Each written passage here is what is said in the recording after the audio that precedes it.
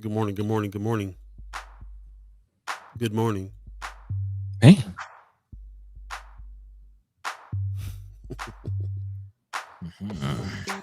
First Sky Omaha in the morning. In the morning.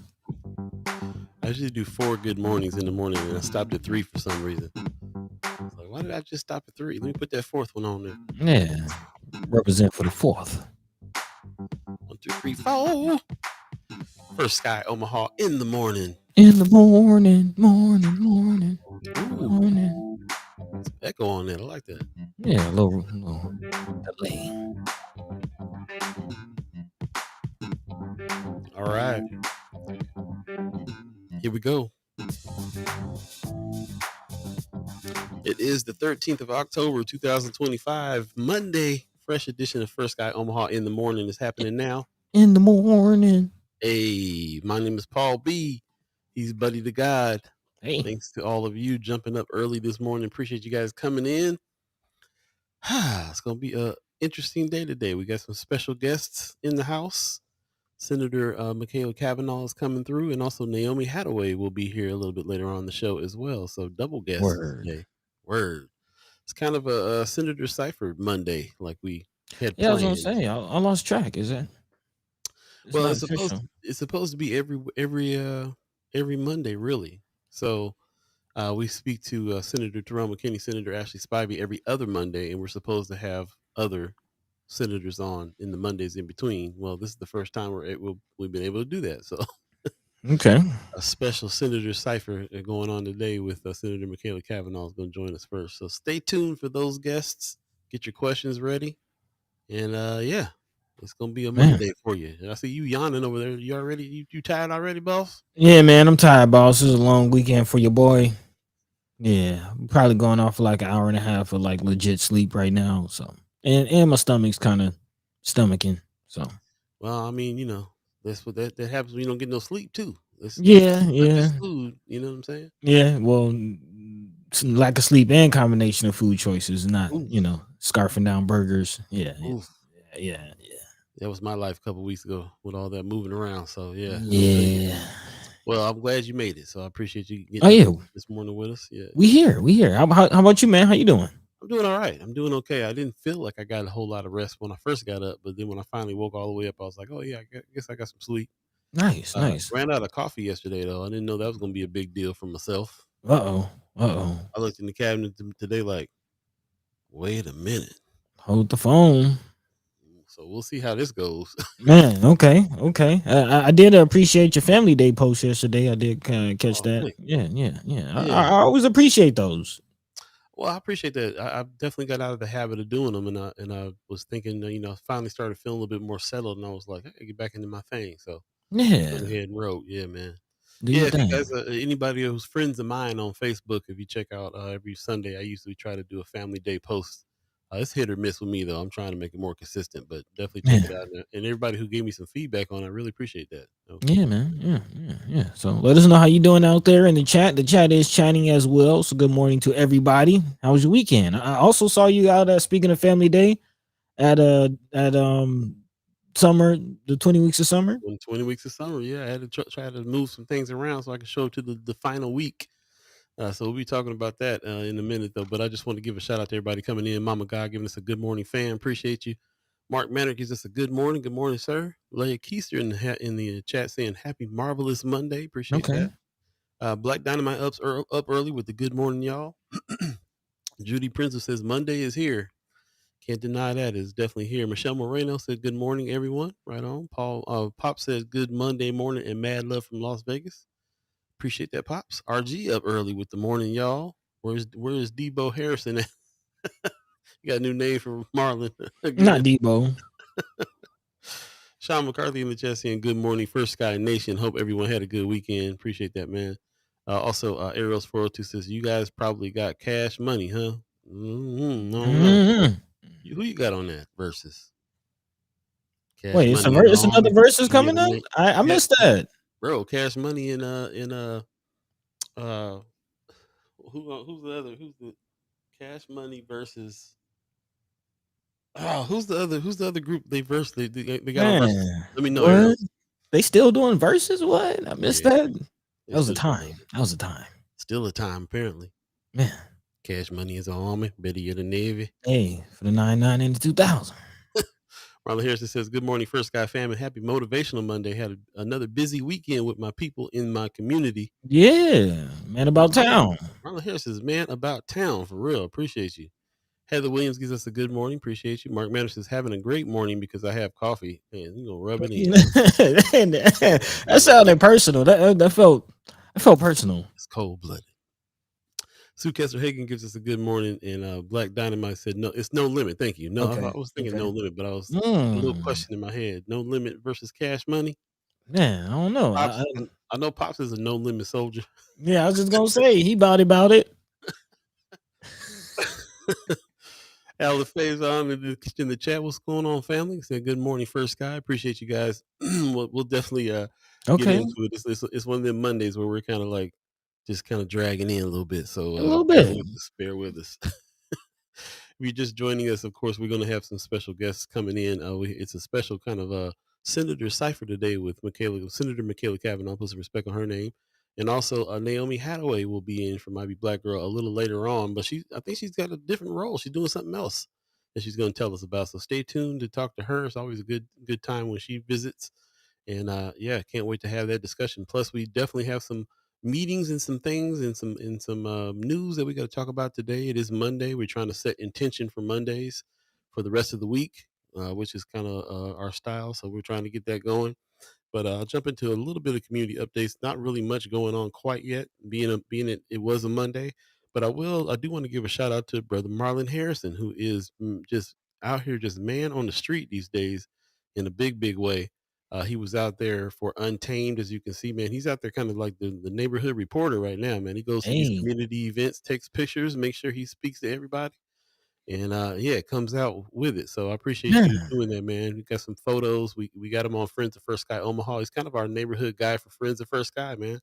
So Yeah, if you want to see what went down for Untamed 20th week of summer, definitely check it out over there on Friends of.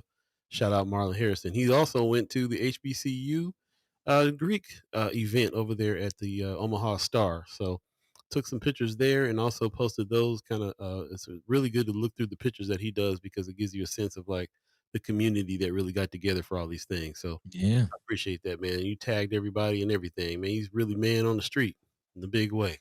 man. And furthermore, just went down on the deuce. It's all the way. It's going down Yeah. on the deuce, man. I Going love to down see on it. the deuce. As a matter of fact, they had I think Empowerment Network had an event on Saturday as well. So definitely check it out. Let us know if you went to any of these events down on the deuce. We're kind of interested in the deuce right now in a big way. There's a big revitalization happening, and I think First Sky Omaha needs to be a part of it. We kind of started that when we were talking to Lakeisha Green over there at the Union for Contemporary Art and understanding some of the changes that are being made on the block. And then we just had an incredible summer that really hasn't ended yet, to be honest. Mm, As far as events on the Deuce, like it's it's been constant since Native Omaha days, and it's been awesome. So yeah. Let us know if you've been to any of these things. I'm highly encouraging people, other friends of mine from all around other parts of town, to come and check the Deuce out. Come to some of these events and really see what's going on. So yeah, definitely. If you went to that Untamed Summer, it was one of the biggest turnouts they had. Food was great. Food was in overabundance over there. man. Contest for the kids was winning money. It was a Okay. very cool event, and I'm looking forward to them doing it again next year for real. So. And as far as we're concerned, they're on 24th as well. Assembly, shout out to Man. Assembly of the Saints. Man. So all this, not just the Deuce, all up and down 24th Street, tons of things going on. So that's what's up. Yeah. And we appreciate Winning money, everybody. you say. Hmm. Hmm. Also, I want to give a shout out to Julie Prinzler, who shot a picture of herself with the First Guy Omaha big logo T on at the Grand Canyon.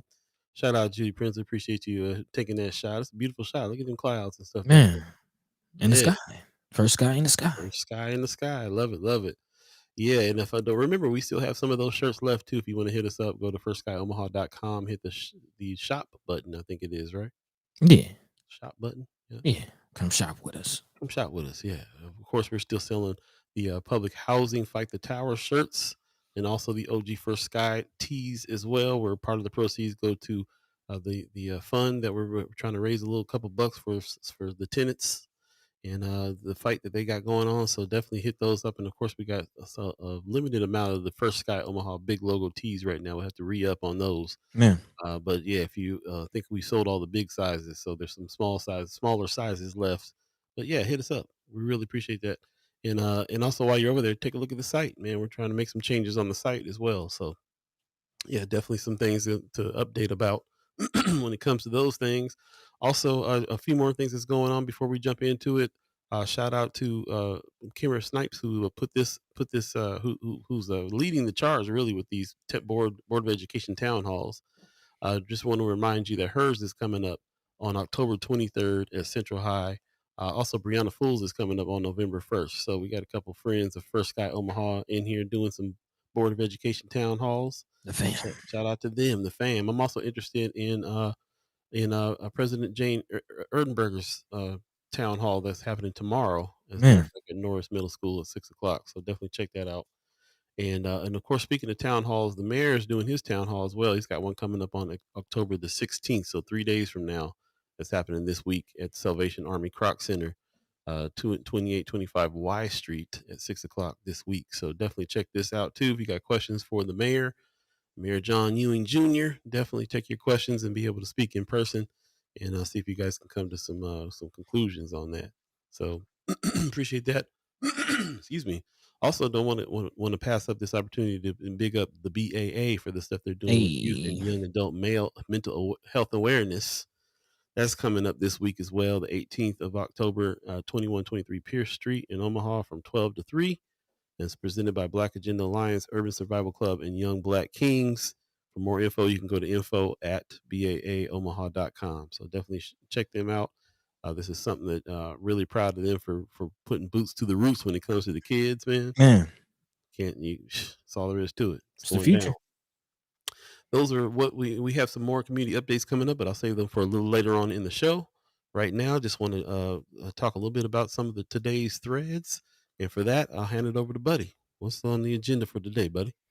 Yeah, well, we'll start. Shout out to brother Anthony Rogers right in the chat. I guess letting us know that today is Indigenous Peoples Day. You can always recognize that. So yeah, start off with that. Happy Indigenous Peoples Day to all those who recognize that sort of thing.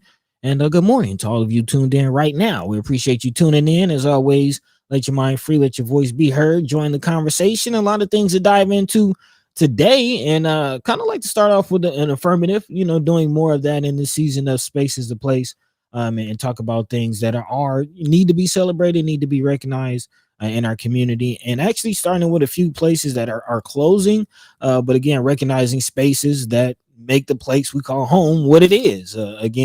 There's a grocery store, Dollar Fresh Market on State and 30th in Florence that's actually set to close today, in spite of, in the spirit of food deserts. Shout out to brother Rastacor out of Jamaica, taught us all about the food war.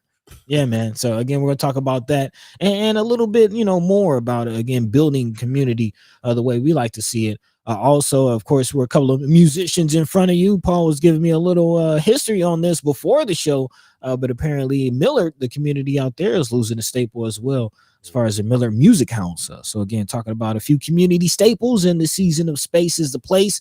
Again, the spaces and places that make home home. Moving forward, speaking of other things and other news, still looking at other things that are happening at home in our backyard, in particular the ICE situation. Actually, as Paul mentioned, we will have Senator Machaela Cavanaugh coming on a little later on. She's a part of this delegation of lawmakers who seeking to have another hearing on this Nebraska ICE detention center, the Cornhusker Clink, as they're calling it. So again, we're definitely looking forward to speaking to her about that and whatever else she has on her mind. It's been a little while since we had Sister Machaela Cavanaugh on the airways with us. So looking forward to that. Also, looking forward to jumping into a few other conversations. As I mentioned, we do have Naomi Hattaway coming on a little later on, later in the show, talking about the OEDC and a few other things going on with that. Speaking of spaces and places, looking at some of the development in that situation. And then also on a little heavier topic, looking at some youth things, man, some unsavory things coming out about some allegations SA, if you will. Again, keeping it PC, but we're going to talk about it, and it's all wrapped up. Of course, the thread, as we like to call it here on the show, going from our backyard in Lincoln all the way up to the White House, touching on the Epstein files, which we haven't really talked about, but it's been some movement on that on the national side. So again, we're going to be talking about all that and more throughout the show. Of course, if there's anything on your hearts and minds that we're not talking about, feel free to jump into the chat. As always, let your mind be free. Let your voice be heard. In the meantime, between time, Paul B. Yo. Quarter into this thing, man. What's the word? Yeah, let's get ready to take a break before we do. Marlon Harrison was giving us a little update on what happened at the Untamed Summer yesterday. He said, I gained 25 pounds yesterday with all the food that day. Yeah, definitely a lot of food. RG said the parking lot was super deep. Man, Yeah, lots going on. Pops also, he's I guess on that no limit side. He's on the no limit side saying Dirty South is where it's at. make them say, Nah. Yeah, appreciate you guys coming on in. Stacey Jean says, good morning, First Sky family and friends. Donnell Sessions in the chat saying good morning. Appreciate you. Wanda Lewis is saying good morning. Yeah, appreciate the fam coming in this morning for sure. And let's get this party started. Do us a favor, share the show. If you're on Facebook, share it on your page. If you're on YouTube, share the link for anybody who you think would benefit to coming in on this conversation as well. And don't forget, we have our special guests coming in a little later on in the show. So we highly encourage you to stick through for the remainder of the show. Senator Machaela Cavanaugh for a special Senator Cypher, and also Naomi Hattaway, who's been doing some work with I Be Black Girl, but she's also getting ready to do some stuff with OEDC, who we've been talking about as well for these construction projects coming up and so on and so forth. So we'll see what she has to say on that. In the meantime, between time, we'll take a quick break and we'll come back and jump into the conversation. You're listening to First Sky Omaha in the morning. in the morning. My name is Paul B. He's Buddy the God. Stay tuned, y'all.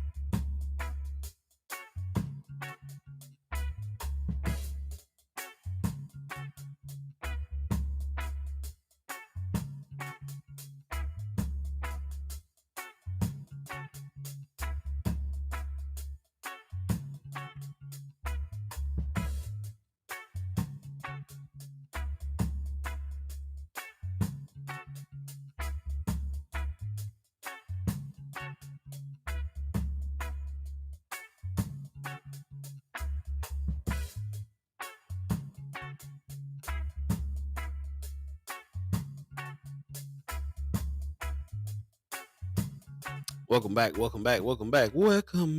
First Sky Omaha in the morning. In the morning. Paul B, Buddy the God. Hey.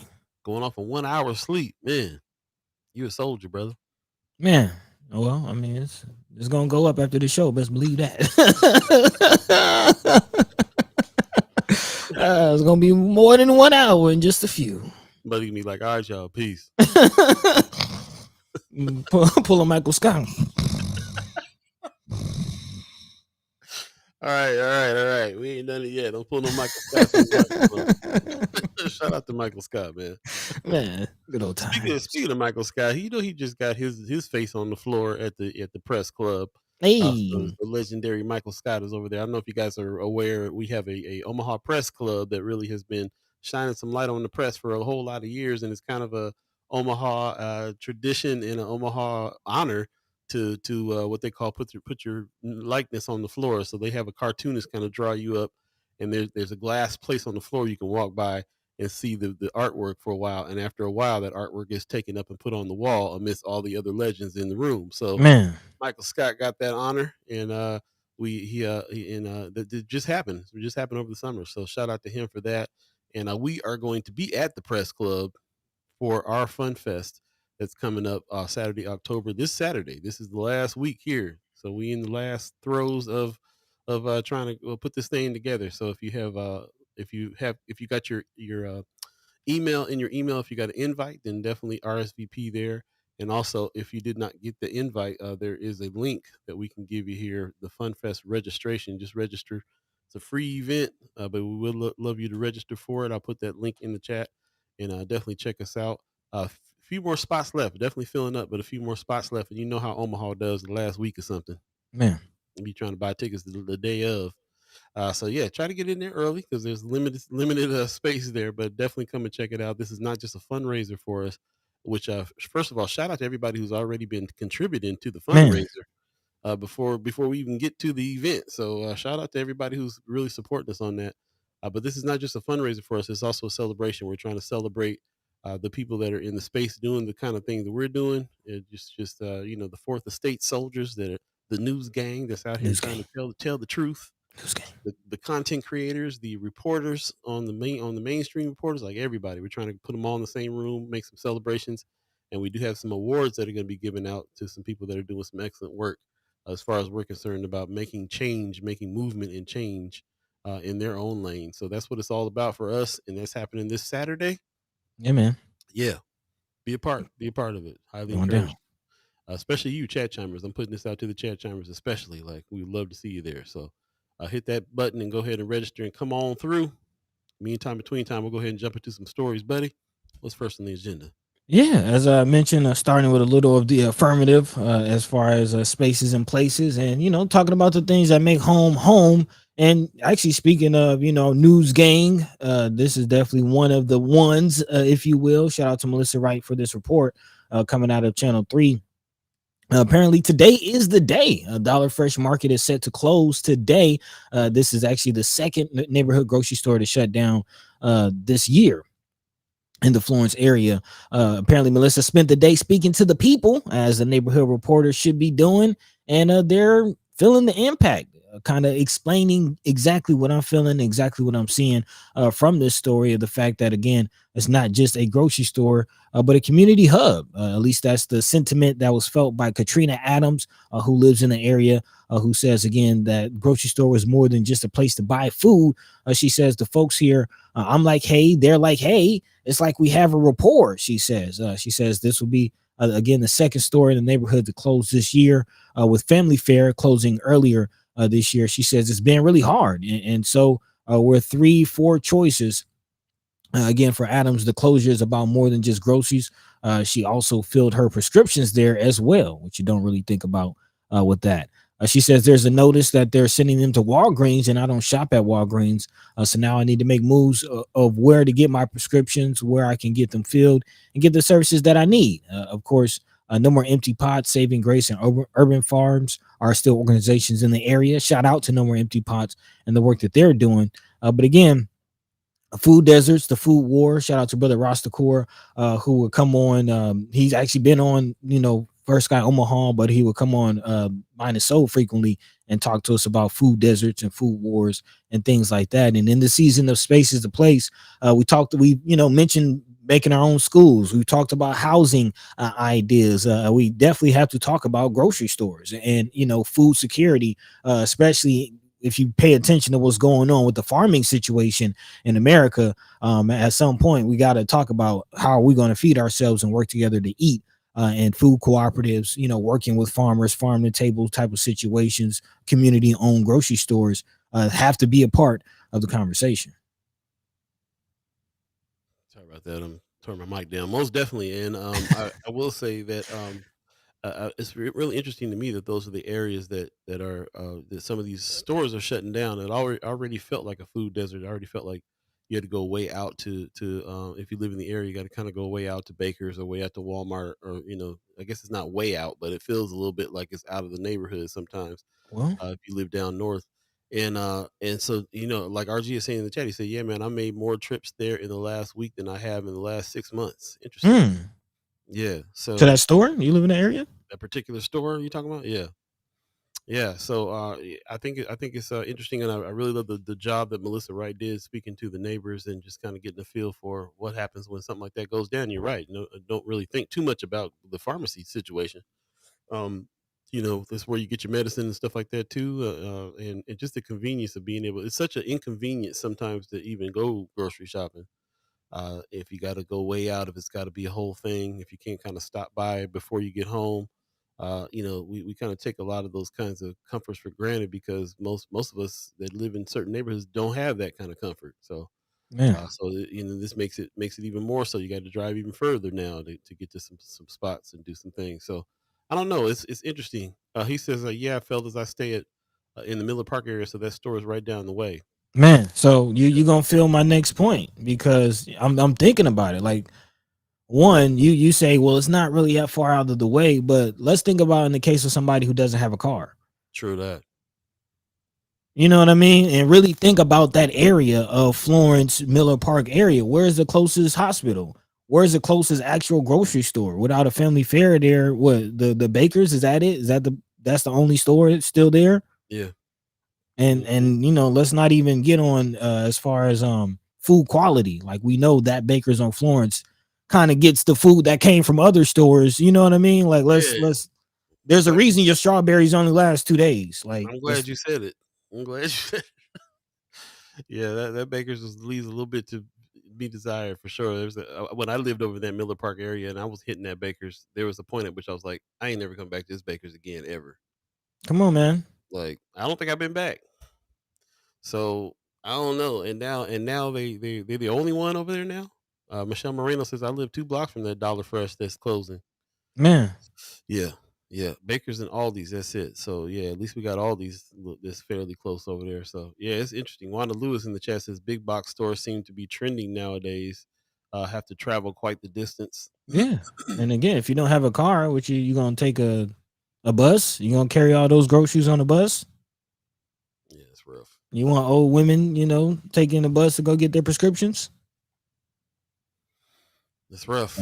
Yeah. So again, just in the affirmative, just presenting the idea as we talk about spaces and places. And actually, I saw a video.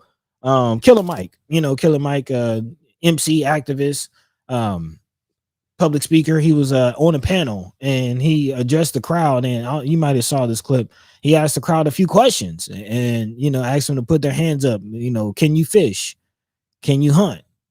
Are you growing food? And a few people in the crowd put their hands up and he said, well, y'all ain't ready to fight nothing. Y'all ain't ready for the revolution. Right. So again, we have to, it's not enough to talk about grasping our pearls. The world is so messed up. What we gonna do? What are we gonna do about it? Good question. Good question. Shout out to all the neighborhood farmers and the urban farmers that are in, especially North Omaha. There's a lot of urban farms around. Shout out to everybody who's doing that kind of work. Also, I heard a rumor. I will leave it with this. I heard some through the grapevine because now we kind of in the midst of some of this stuff that's going down. That there's going to be a grocery store built on the Deuce. That's a prospect that I heard, not confirmed quite yet because I just heard it from some people that are involved, but I didn't get didn't get the receipts quite yet. But apparently they're going to be building something there. So there's still people that are worried about the food desert, worried about being able to have access to quality foods in certain neighborhoods, and I guess there's something to be there is some people doing something about it. So we'll see. We'll see how that works. I appreciate you bringing that story up. Definitely shout out to Melissa Wright once again for being able to do that work at Channel 3, talk to the neighborhood, speak to the people who that's directly affecting. Shout out to you, the chat chimers who are living in the area and saying that Yeah. as well. Yeah, appreciate you giving us your personal take on that since you live right by the area. Wander Lewis is saying take the bus or take a Uber. Yeah. We also need to look at some solutions, especially for the elderly, about providing help for getting groceries and stuff delivered. I know that helps, but there's a cost to that. A lot of people can't afford to get them delivered. Man. So there's some things that we can definitely take stock in, and also really do something about making some change, making finding some solutions there. So I appreciate you bringing it up that way, buddy, for Yeah, sure. man. Yeah, man. Kind of moving along as we prepare for our guests.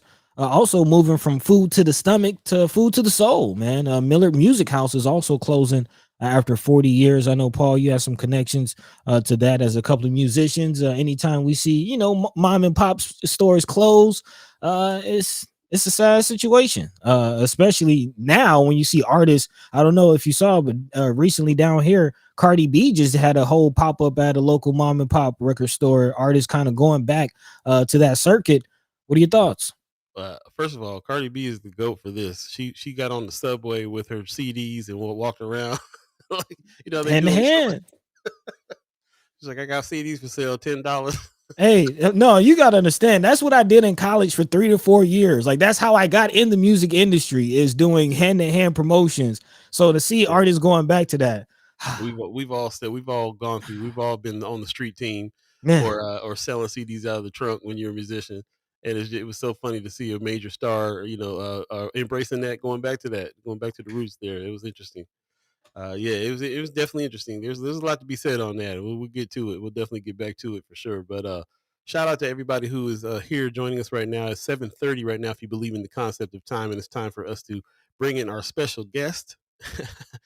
We've been waiting in the wings here for a little minute, so we're going to go ahead and bring her in, ladies and gentlemen. Senator Machaela Cavanaugh is in the chat. Good Hi. morning. Good morning. How you doing this good How are morning? morning. you? Doing I'm great. How wearing are my you? Tax the Rich shirt. Tax the rich. Okay, nice. Nice. Nice. Oh, yeah, we love good church. Oh. Uh-oh. She said tax the rich. That was the The rich came in and taxed the show. Like Broligark said, you ain't touching nothing. Apparently, I'm a boomer when it comes to technology. Oh, you're Oh, doing it's all great. right. It's all right. Welcome. Loud and clear. We see you. We hear you. So far, so good. Thank you for joining. Thanks for having me. Yeah, thanks for joining. You're going along with the tradition of guests coming in with shirts with stuff on them that we need that we're talking about in the moment. So Precious McKesson is the queen of that one. So she'll come on with a shirt and we'll be talking about it for 15 minutes. But appreciate you coming on through. I was glad to run into you recently Me too. just say, hey, we would love to have you back on the show. It's been a while. It's been like Yeah. I've actually, it's been a couple of years yeah, at yeah, least. been a little bit. So we appreciate it. We have this segment that we do on Mondays called Senator Cypher, and our intention this year, we usually talk to Senator Terrell McKinney, Senator Ashley Spivey, but we talk to them every other Monday because our intention this year was to have the other Mondays be different senators this time around. So you're our first with that, and we appreciate you coming on. Which district and what area are you senator of? I'm District 6, so it's West Central Omaha. Crossroads is 2 blocks south of my house. So Okay. there's dirt moving around again over the last 10 years, but it goes from 72nd to 144th, Ooh, roughly Pacific to Maple. okay. So Okay. it's It's a a very lot. it's a big territory, and it sounds like a pretty diverse group of people that you have to deal with. Actually, yeah, my district is extremely representative of Nebraska, both economically and ethnic, every socioeconomic, everything. So I have huge mansions and golf courses in the western part of my district, and then I have Section 8 housing and apartment buildings more where I live. So yeah, it's very diverse. And a lot of construction, a lot of new growth, new buildings, new apartment complexes popping up all over the place in that area too, right? Yes, not as much apartment complexes Mm, because it's a lot of mostly the only undeveloped land is Crossroads in my district. true, Hmm. true. So not a lot of new construction as far as that goes, but a lot of road construction right Mm, now. Cass yeah, Street. that seems to be all over the city, for real. Yeah. Yeah. I'm kind Okay. of calling it the new downtown with the central library. Seems like the central point is now in that area, 72nd and Dodge. Yeah, I mean, it used to be, way back when I was in high school, that was Crossroads was where everybody could go. And it's the main artery of the city, 72nd and Dodge. It's where all major protests happen because that's where everybody can go. And I was listening to you talk about bus lines, and it's, another main artery for public transportation. So yeah, there's a lot. Yeah, we were calling that corner Freedom Corner for a while during Freedom Yeah, Summer yeah. 2020. Yeah. Yeah. Yes, when we I don't if you all were on that corner in 2020 and the police tear gassed Yep. the peaceful protesters, and I was at home and I literally walked down with gallons of milk for people Mm. because I could. And so, and then I got tear gassed. It was a great day for everybody. I mean, it's kind of a rite of passage for Right. Yeah. Speaking of that, I feel like you are one of the senators that kind of displays that kind of activism spirit within the Senate. When you're always in the news for filibustering something and stuff like that, seems like you're kind of the punk rock rebel in a lot of ways there. So I definitely appreciate that spirit. I think when I think of all the protests and everything that went down in 2020, then after that is when I really began to notice certain people in the community doing certain things and being in certain lanes. You're definitely in this lane we call political power, Yeah. and you're part of a group of. It seems like you're a part of a group of senators that kind of go lean the same way when it comes to certain issues and certain things that's happening. We've been calling you an ally for a while, before we get into some of the subjects, I just want can you just speak to that a little bit? Can you speak to your reason kind of behind deciding to be a senator, and what you want to accomplish while you're in there in the style that you do?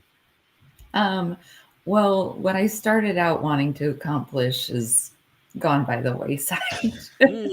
um, but I decided to run in 2017 when my senator at that time stood on the floor of the legislature and spoke out against the Governor Ricketts line item veto of funding for developmental disabilities. And then she left the floor. Everybody said she got a phone call. She came back and she didn't vote to override the veto. And I thought, if you can't stand up for our most vulnerable populations, you shouldn't be serving the public. So that's when I decided to run the first time. I also felt a responsibility because I have worked in public policy. I have a master's in public administration. I understand the systems of government really well. And so I felt a duty to do it. But since I've been there, I started out wanting to accomplish very different things than I am accomplishing. I had lofty goals of policy to enact. And now I have goals of stopping things from being enacted. And I have always viewed my time in this job as a responsibility to step into the power that I have and to use it to the best of my ability to enhance the lives of people in our state. And so, and I believe enhancing the lives of people in our state means enhancing the lives of the most marginalized and the most vulnerable people in our state. And if we're not enhancing their lives, then we're doing something very wrong. And we are doing a lot of things very wrong right now. Man, I appreciate that. And just kind of as you're giving that spiel, I'm thinking back to my perspective of your tenure as a senator. And you're right. I think now that it never really dawned on me, but now that I think about anytime I hear your name popping up in headlines, it is you being a defender and you stopping something, whether it's you blowing the whistle for St. Francis Ministries or filibustering or what you're doing now with ICE. A lot of times it is, which we need that, but also it is kind of interesting to think, how are we ever going to get to the place that we want to get when it's you're always on defense? It's kind of hard to start to build in that way. But can you kind of speak to that in particular, as far as just what you saw or just in you, what led to that change and how you feel about that? Yeah, that's an interesting question that nobody ever asks me. That's what we're here for. That's why you're on this. That's what we're here for. So my first couple of years, I actually passed a fair amount of legislation. And my freshman year, a Republican used his one priority to prioritize my bill. So it was very different atmosphere, and just a very different process at that point. But also I had Ernie Chambers. And I served with Ernie for 2 years, and I sat on the other side of the chamber, and I just had my chair turned and I watched him, and I had the rules book out, and he always explained the rules while he was doing what he was doing. And I always listened. I sat there and I listened, and sometimes I sketched him. He's an artist, so I thought I should be creating art for him as well. And then when he was gone, you know, somebody had to fill that space that he filled for decades for people in the legislature, because nobody had to put themselves out on the line like that, because they knew he would do it. They knew he would fight every single fight that needed to be fought, that other people didn't have to, because he was there. Wow. And I very quickly saw when he was gone that that needed to be done. And so I just started doing it. And I really pay attention to everything that's happening in the legislature. I look at the agenda before, as soon as it comes up online, and I go through every single bill that's on the agenda, and I look at the committee statement, and I see how my colleagues voted on it out of committee. So if somebody voted against it, if Senator McKinney voted against it out of committee and everybody else voted for it, I immediately send him a text message and say, what's this about? What's wrong with this bill? And I do that for all of the bills, and whoever voted against it, I always ask them why. And so then I started realizing that things needed more opposition, and colleagues didn't want to give up on working on their own legislation and their own goals.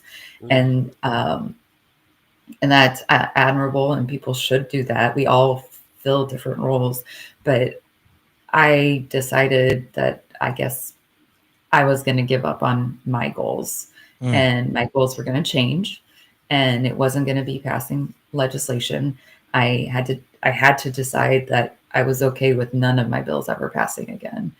But it was more important for me to step into this role of making sure that we weren't just letting things happen to us as a state. Wow. That's interesting. Man, I mean, that's not a small thing as a senator. I think it's human nature to go into a position like a senator with, you know, ideas, whether it's, you know, ideas you came up by your own research or ideas that you received from your constituency. But you want to pass bills and have that on your belt and have that resume and, you know, feel good about yourself that you're getting things done. But to kind of sacrifice all of that to, you know, be a defender, if you will, is admirable. Well, thank you. It's very unpopular. Yeah, I can imagine. I can imagine. And I also, to that point too, I also have a question about that. We are always talking about members of the legislature that are in there making decisions without consulting their constituents and just coming up with their own ideas and so on. So I just want to kind of ask you to clarify a little bit on that. Like when you started to see that you needed to make this shift to defense more, was that because you were seeing your constituents be hurt? Was that, you know, had you had, you know, met with a lot of people and their concerns were all the things that were passing through? How did you come to the conclusion that that's what needed to happen when it comes to your constituency, your relationship with your public? So it sort of started out happening organically. You know, I paid attention to the bills that Ernie would stop. And then as soon as he was gone, those bills were like rushed through committee and put on the floor immediately. And I remembered him fighting those same bills. And so I was like, oh, no, we're not. Just because Ernie's not here doesn't mean that we're going to increase the rate of lender fees on payday loans. Wow. Like, that's something that he worked really hard on. And I was like, you can't. I remember. And, you know, everybody tried to tell me like, oh, this is, you know, we're just doing parity with Iowa or whatever. And I'm like, no, I call BS on it. We're not doing it. And so it just first was just remembering the things that he fought, remembering the reasons that he fought them, and fighting those. It became bigger in 2023 when I did something extremely unpopular by a lot of people. I made a lot of people really mad at me when I filibustered for 60 days. And people wanted me to stop, but I couldn't let down a very vulnerable community of people. And I knew that even if I was going to lose, that lives were going to be saved because trans youth saw somebody fighting for them no matter what. And so I did. And it was really hard to do. And it was really hard because not all of my colleagues on the Democratic side were supportive. A lot of them were angry with me. A lot of them were coming up to me and asking me to stop. And I was like, I can't stop. But what I did do that a lot of people don't actually know is that I used that position of power to get other things done. So that's how we got Medicaid postpartum expanded from 3 months to 12 months. Is I made a deal to get a different bill to move. And I was like, you can only have this bill if you get this bill done. And so there were lots of little things like that that happened because I was filibustering, and we did get Democrats' bills done, and we got them attached to different things. And there was a lot of negotiations happening that people didn't see that wouldn't have actually happened if I hadn't been doing it. So I tried to use that as to the best of my ability to help my colleagues, but I wasn't going to stop because what they're doing to trans people isn't right. And if you stand aside because they're attacking one population, then you're going to stand aside when they attack another population. And when is it no longer okay to stand aside? And I think it's no longer okay to stand aside the first time. Right. And speaking of that, I do want to get to the ice of it all because again, there's a hearing that's being called. But before we get to that, I do want to kind of touch on a general sentiment that we're seeing from the legislature as far as some senators undermining or not necessarily going along with voters. There's been a few bills that the public has spoken on. They voted, they went to the polls, they let their will be known, and senators, kind of have a sentiment like they don't know what they're talking about, they don't know what they want, but the people's will is the people's will. So what are your thoughts on that? Is that something you're seeing, and just what do you feel about it? Oh, I have so many feelings. Okay. the hubris of my colleagues. Okay. And Hey. that, like, to say that your own constituents don't understand what they're doing. Well, I might agree with you because they voted for you, but Yeah. but, but I think generally speaking that they're informed. So I actually am planning on introducing a bill next year that will require anything that is passed at the ballot and changed in the legislature must go back for a vote of the people to change it. Because Senator Tony Sorrentino, who famously said that voters don't know anything, I welcome him to vote for this because now he can inform them of why his changes are so much better than what the people voted for. Yeah, I think it's extremely disrespectful, and I think it's malfeasance and malpractice as a state senator to undo the vote of the people. 100%. It's almost beyond malfeasance. It's a scary thought to think that elected officials view the constituency as ignorant and don't know, like the people you're supposed to represent, you don't have faith in them. It's a scary thought. And speaking of that, let's go ahead and dive into it because we've seen Pillin kind of do that same thing as far as ushering in this whole Cornhusker clink, not speaking to anyone, not consulting with anyone, not even being like the report is that he himself or someone in his administration called Trump to make this happen, like completely going just rogue on this one. Where are we? What are your thoughts? Well, so I would never call it the Cornhusker clink because that makes it sound cute and like it's okay. It's an internment camp. It meets the exact definition of what an internment camp is.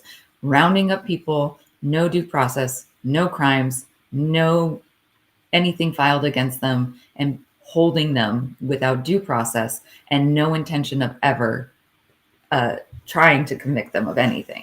Just gonna put them there. It's what we did to the Japanese Americans, and we're doing it again. It's an internment camp. And history is going to look very poorly upon us for this. So just baseline right there. The internment camp in McCook, Nebraska is unconscionable to me. The way the governor has conducted himself and how his administration has conducted itself is scary. It is truly, truly scary. They are thumbing their nose at government oversight entirely. They are denying state legislators any access to any information. It is all shrouded in secrecy. They supposedly signed a contract. The contract should be available to the entire public. None of us have seen the contract. We have no idea what's in there. They're moving people from the McCook facility, which is in statute what that facility is to be used for. So turning it into an internment camp is a violation of the law, but we don't care about the law anymore. If the law doesn't suit Jim Pillen, we don't care about the law. Full stop. This governor is corrupt. 100% corrupt. And he will do whatever he wants until he is stopped. Man, full stop. That's a If you're just joining us, right. Mic drop. It's time to smell the coffee beans for a second. If you're just joining us, we're with Senator Machaela Cavanaugh. This is our another Monday version of Senator Cypher. And one of the main reasons why I wanted to bring her on was because of this ICE situation that we've been talking about for a while. There's lawmakers that got together. She's one of the lawmakers that got together. As you can see, Senator Terrell McKinney. So there's a lot of folks here in this group that are trying to get some answers, and that's what they're referring to.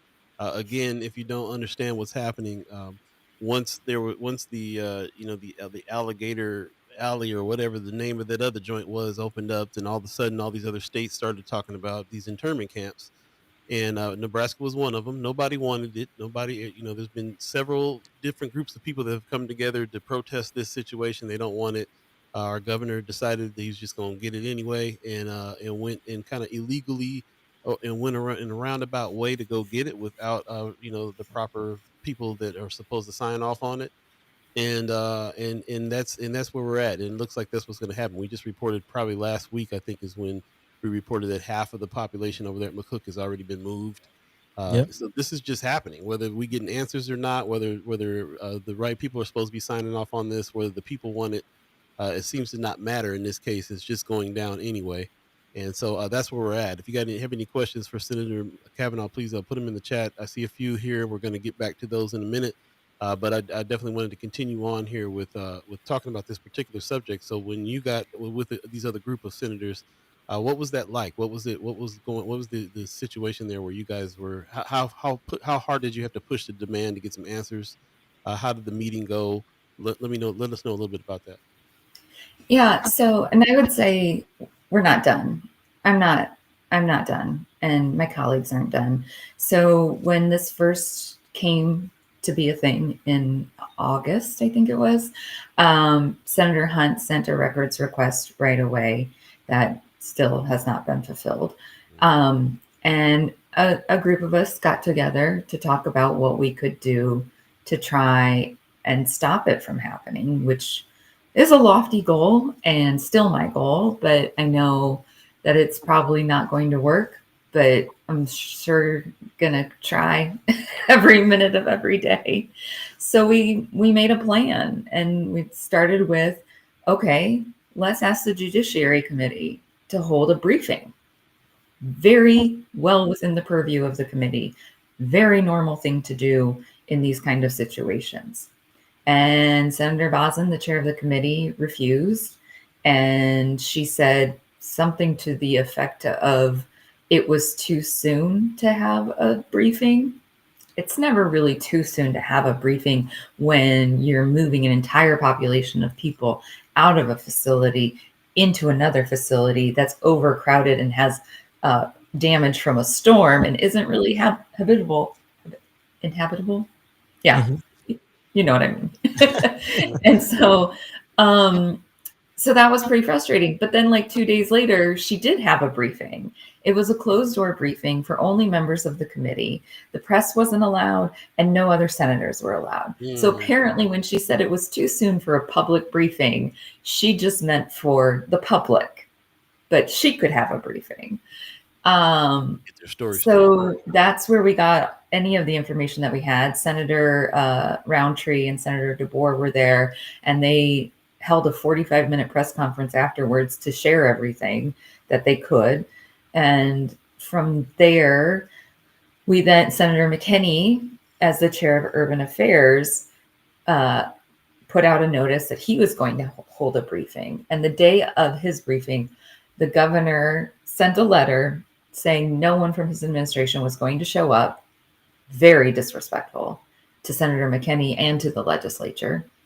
But none of them were going to show up because it was under the it wasn't, what was the, he didn't have the authority or expertise or whatever words he used. It was judiciary. And so Senator McKinney sent a letter back to Senator Bazin, like, well, the governor seems to think that this is your job, so why don't you do your job? He said it much nicer than that. He's much nicer than I am.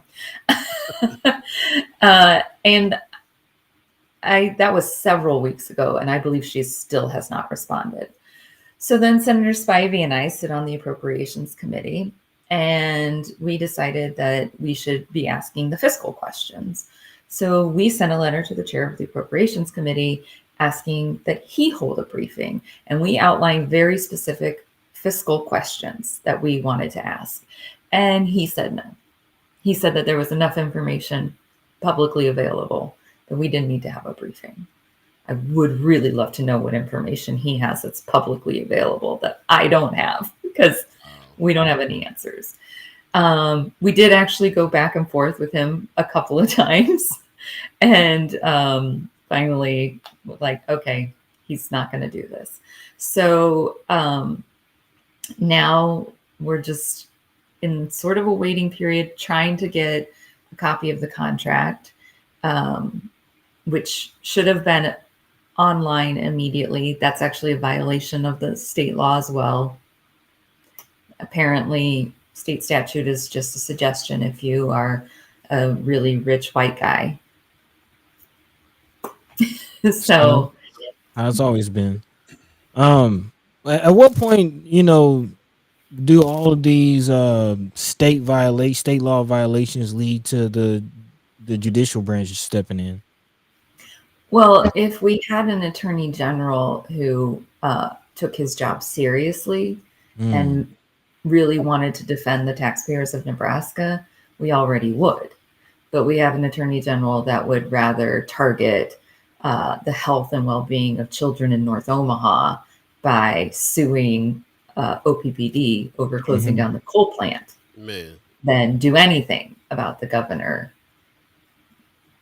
breaking the law. Yeah. So it's going to take the citizens, it's going to take citizen legislators like myself to start suing or to go to the judicial branch.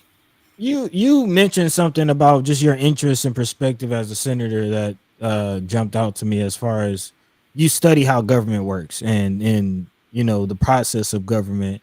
And I don't think as an American public we talk about that enough, because I think just the general public's ignorance of how the government works kind of leads to what we have now. If nobody's watching, right, the foxes, then they get to eat at will. And that's essentially what's happening. So can you kind of speak to that a little bit, as far as how the government is running now? Like, I know Americans expect a traditional way, but this is what happens.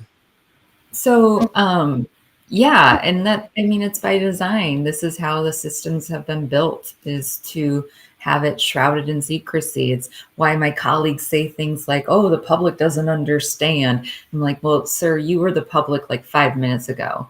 And so it's like, so you didn't understand until you walked into this room. Now you all of a sudden you are filled with all of this knowledge.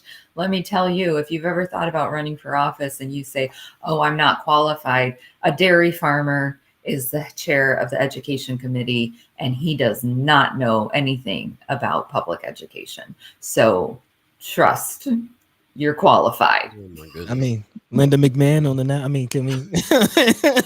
Right. Tables, ladders, and chairs. I mean, hey. When people say that they're not qualified, I'm like, do you live in the real world and do you have life experience? Have you had to try to figure out health insurance? Have you had to try to figure out how to pay bills? Have you had to try to figure out how to get your kids to school or to childcare? Like, have you had to figure out public transportation? You're qualified. The people who aren't qualified are the people who don't live in our world. Never did anything. They're not qualified to represent us. They don't understand struggling and living paycheck to paycheck. I do. I understand being unemployed. I understand being in debt. I understand not having the money to fix my car. I understand all of those things. And so they're not qualified. But as far as systems of government go, they are designed they're designed by the founding fathers, white men. They are designed to give those people the most power. They are designed to keep everyone else oppressed.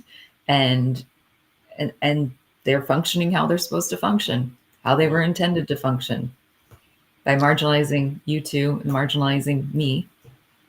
Yeah, we say this. We That's say what that they're often. supposed to do. The system's not broken. It's designed to be exactly the way it is. So it is. I just want to jump in here real quick. It's 8:00 now. Actually, 8:01. If you believe in the concept of time, we're now in the second hour of First Sky Omaha in the morning. Hey. And we're here with Senator Machaela Cavanaugh. Put some respect on her name. A special edition of the Senator Cypher. We appreciate everybody that is joining us. We got a little bit more time with her. If she doesn't mind staying for a second or two, I appreciate that. I just wanted to kind of jump in a little bit on some of the things that are happening in the chat. Anthony Rogers, right? I'm going to jump to your question first. He says it would also be, well, you're talking about OPPD. How does the senator feel about Nebraska Public Power signing NDAs with big tech companies for data centers? Where do you stand on the data center situation in OPPD, kicking the can down the road again on changing anything when it comes to the coal plant? Yeah, I mean, I think that there is data centers are important. Sure. We need them. Yes. They, however, are not more important than people and the citizens, and they need to be regulated and they need to be figuring out for themselves how to have more sustainable ways of cooling systems and access to power.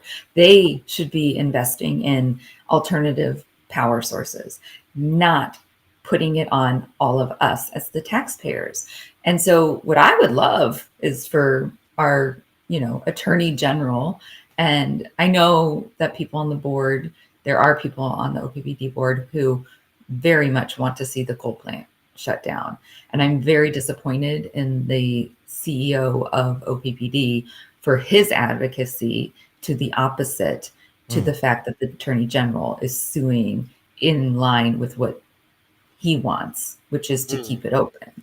And that to me is a disservice, and he's not doing his job for the people, because what he should be doing is making sure that we aren't giving companies like data centers unregulated access to power that's going to increase the cost of power for all of us and result in continuing to fail the children of North Omaha, because they are the ones that are getting harmed by that coal plant.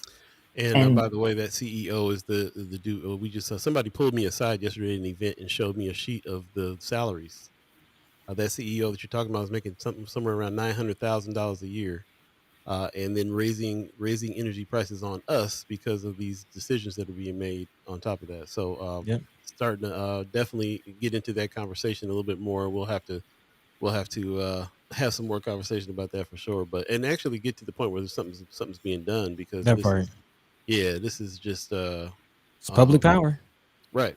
Yeah. But, everybody who's interested in this, is funny because we speak to a lot of people that wouldn't this would just fly over their heads. They're pulling me aside now, going, "Wait a minute. First of all, my energy bill just went up, and I'm understanding that this is public power. Like I didn't know that this was a public situation here. We're paying these people's salaries, and their salaries are range from anywhere from 250,000 up to 900,000, and they're making these decisions. So anyway, people are in our neighborhoods are getting upset and getting ready to really start chiming up. Mm-hmm. We'll come back to that real quick. I just want to make sure that I give a little bit of time here in the chat. Marianne Williams is saying, "Good morning, Senator. Thanks for all you do. What are you working on for next year in regards to bills? Yeah, what's going to be your priority for next year? Good question." Well, I'm not sure what my priority bill will be. I'm leaning towards, but it's stuck in committee, my universal school meals. But it's too expensive to feed kids because we need property tax relief for the governor. I mean, I think we all can agree that that's a priority. Jim Pillen needs more money. Oh, Ellen Pillen, laughing to the bank. Yeah, or Pillen if you're the president. You don't even know his name. No, he doesn't even know his name. Well, he does so much to get his attention, and he calls him Jim Pillen. Yeah, so universal school meals is one that I've been working on for over 6 years, and I'd love to get it passed, but it's expensive, and so it probably won't pass. I am going to introduce the bill about ballot initiatives and putting it back to a vote of the people. And I am actually looking at a bill of regulating data centers. So okay, there you go. Well, I know we're gonna have some interest there. That's what's up. Before we jump into this next subject, because I know me and Buddy talked about this, we definitely wanted to get your take on another thing that's going on here that links us to activities happening in Washington. Man, yeah, we only got about a 6 or 7 minutes left with you, so I definitely want to get to it. But before we do, just in the chat real quick, her Bean MD, good morning, says, talking about Ernie Chambers. Yes, he was great at holding him down, the great opposer, defender, and she indeed has followed suit, oftentimes alone. So you get some props there. Kimber Snipes saying, good morning from Detroit, y'all. What's happening? hey. Of course, we're talking about happy Indigenous Peoples Day to everyone as well. Also, yeah, appreciate anybody coming on their day off. If you got the day off today and you've come and visited us this morning, really appreciate that. Also, Marianne Williams is saying, thanks for standing firm for paid leave and minimum wage. I'm sure that was difficult with Raybold being part of the team and all that. Yeah, I appreciate that very much. Yeah, definitely getting some props. So yeah, just appreciate everybody who's coming in and giving us some good things to say, some good comments, some good questions. If you have any more questions, definitely put those in there. But at 8:08 right now, we kind of want to jump into a thing, buddy. I'm gonna go ahead and turn it over to you because we want to ask about this. Yeah. Well, this is kind of something that's an elephant in the room, if you will, especially on the national level. But some recent stories have come out locally as far as child abuse, and again, your big kind of blip on my radar as far as you speaking up against St. Francis Ministries. So just talking in general about children. I mean, you mentioned several times children the most vulnerable with a lot of these issues. Specifically DHHS, we are now several years removed. The state has taken over that situation, but it hasn't really improved. Kind of give us your take on where that is in general as far as DHHS and how are we protecting our youth? Yeah, we're not. We're doing a really, really awful job. And I've talked to some of my Republican colleagues and I've said, we're getting back to St. Francis Ministry level of malfeasance of children. So St. Francis Ministry, there's kind of two parts to it. We still have private contracts in child welfare across the state. What St. Francis Ministry is they had the entirety of the Eastern Service area, which is mostly Omaha and Douglas and Sarpy and Cass County. And it was a fraudulent contract. The former head of St. Francis Ministry has like 16 or more federal indictments against him. It was a dumpster fire of magnitudes. But what we have right now is an administration that wants to cut budgets, and we have cut budgets to a point that is scary. And the governor's office has told every state agency that they have to cut an additional 10% in advance of the mid-biennium. That's so in January, the new budget for the remainder of the 2-year budget cycle. An additional 10%, including HHS, including child welfare. So what we are seeing DHHS do is once we got out of the legislature was no longer in session, they started canceling contracts with child welfare providers. And because they can do it better in-house. So they're bringing everything in-house, but they're not doing it better in-house. There's an increase in violence. There's an increase in abuse and death. The Inspector General of Child Welfare put out a report that was really, really depressing. And I'm hearing from a lot of people who are either foster parents or work in child welfare or work for DHHS or quit working for DHHS because of what DHHS was doing. I have never heard from so many people before. And it is truly terrifying. And the thing that's just so overwhelming, and again, by design, there's so much all of the time. It is just constant at a federal level and at a local level. It is constant, and it has just been getting more and more and more over this last year of just,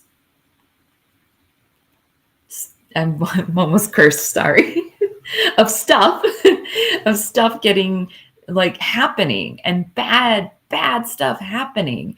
And they want us to give up. They want to wear us down. And they are. I'm tired. I'm sure you all are tired. But that doesn't mean I've been tired before. I'm not going to stop fighting things. But it is constant. If people watching and listening feel like this is overwhelming, it's by design. They want you to be overwhelmed. They want you to give up. And you can't give up. None of us can. We have to keep fighting. And we have to remember at a national level that all of this is because Donald Trump doesn't want the Epstein files released. See, you didn't. I was going to spend the next 45 minutes trying to work my way. I still got the rest of the show to get to that point. But you kind of just. No, you got us there exactly where he was trying to go. Exactly. That's exactly it. And just not even only that common thread between what's happening locally, because there's Omaha World Herald just reported on the Catholic Diocese in Lincoln reassigning a priest after decades-long allegation of sexual abuse. Flatwater Free Press just reported on patterns of alleged sexual abuse at a state-run Kearney Youth Center. So, I mean, these things are happening in our own backyard. There's, of course, the bubbling pressure about the Epstein files. And personally, I've kind of come to a conclusion that this common thread of sexual abuse and sexual assault against youth is a sickness that is killing American society deeper than I think people know. Like, I think homelessness is connected to people struggling with trauma from child sexual abuse. Drug addiction is connected to people struggling with trauma from everything, violence, domestic abuse, everything that is happening, the state of mental health in our country undoubtedly is tied to people dealing with child sexual abuse. Just the sheer statistics amount of people around us who have all dealt and have been victims to child sexual abuse is sickening. Yeah. Yes. And I went to Catholic school, grew up Catholic, and then found out as an adult that there were multiple priests that were sent to my school. And my school was in Omaha, but it was one of the lower socioeconomic Catholic schools.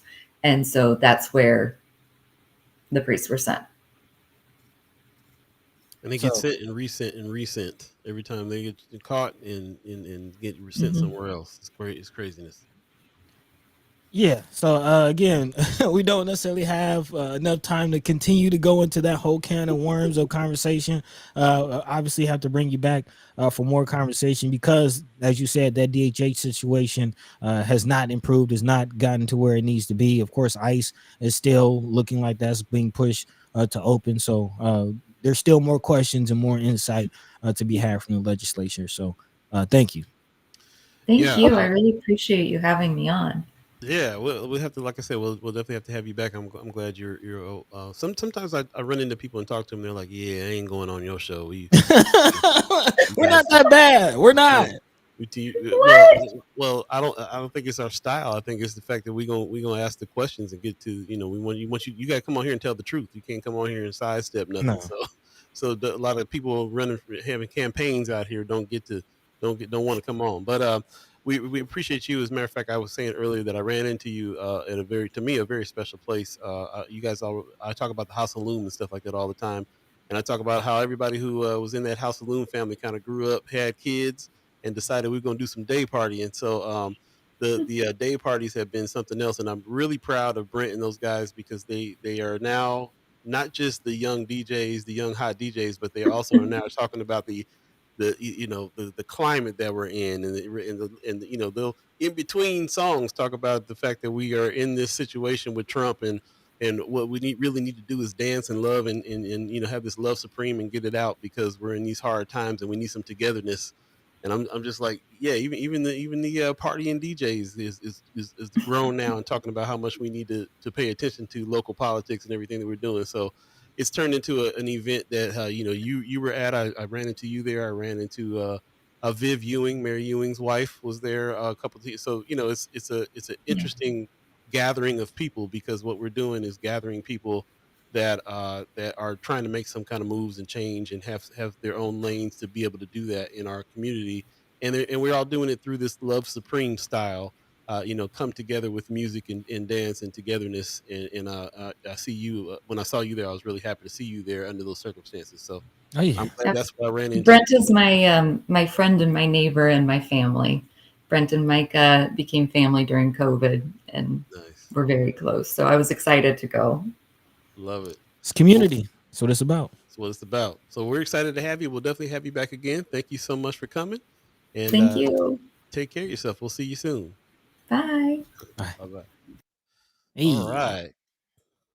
Man. Great conversation. Yeah, I'm glad we got to dig into some things. She's obviously the kind of person that don't care about pulling no punches on nothing. Just say it how it is. Say it how it is. Yeah, it's nice talking to folks that they get it. I mean, love it. We're gonna take a quick break and we're gonna come back and get set up for our next special guest that I think is just getting it together here, waiting in the wings. So stay tuned. We'll be right back. Thanks for joining us again. If you're on Facebook, do us a favor and share the show on your page so we can get as many people in the conversation as possible. If you're on YouTube, share the link.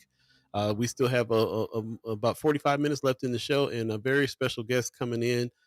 Miss Naomi Hattaway is going to join us and talk about some things right along with what we've been talking about in this Spaces and Places season here. So stay tuned for that. We'll be right back. Again, you're listening to First Sky Omaha in the morning. My name is Paul Beeee. He's buddy to God. Be right back, y'all. Stay tuned. That they, the establishment, intend to play the role that government plays. We have to show them by our actions that we do not intend to play the role that the Jews play.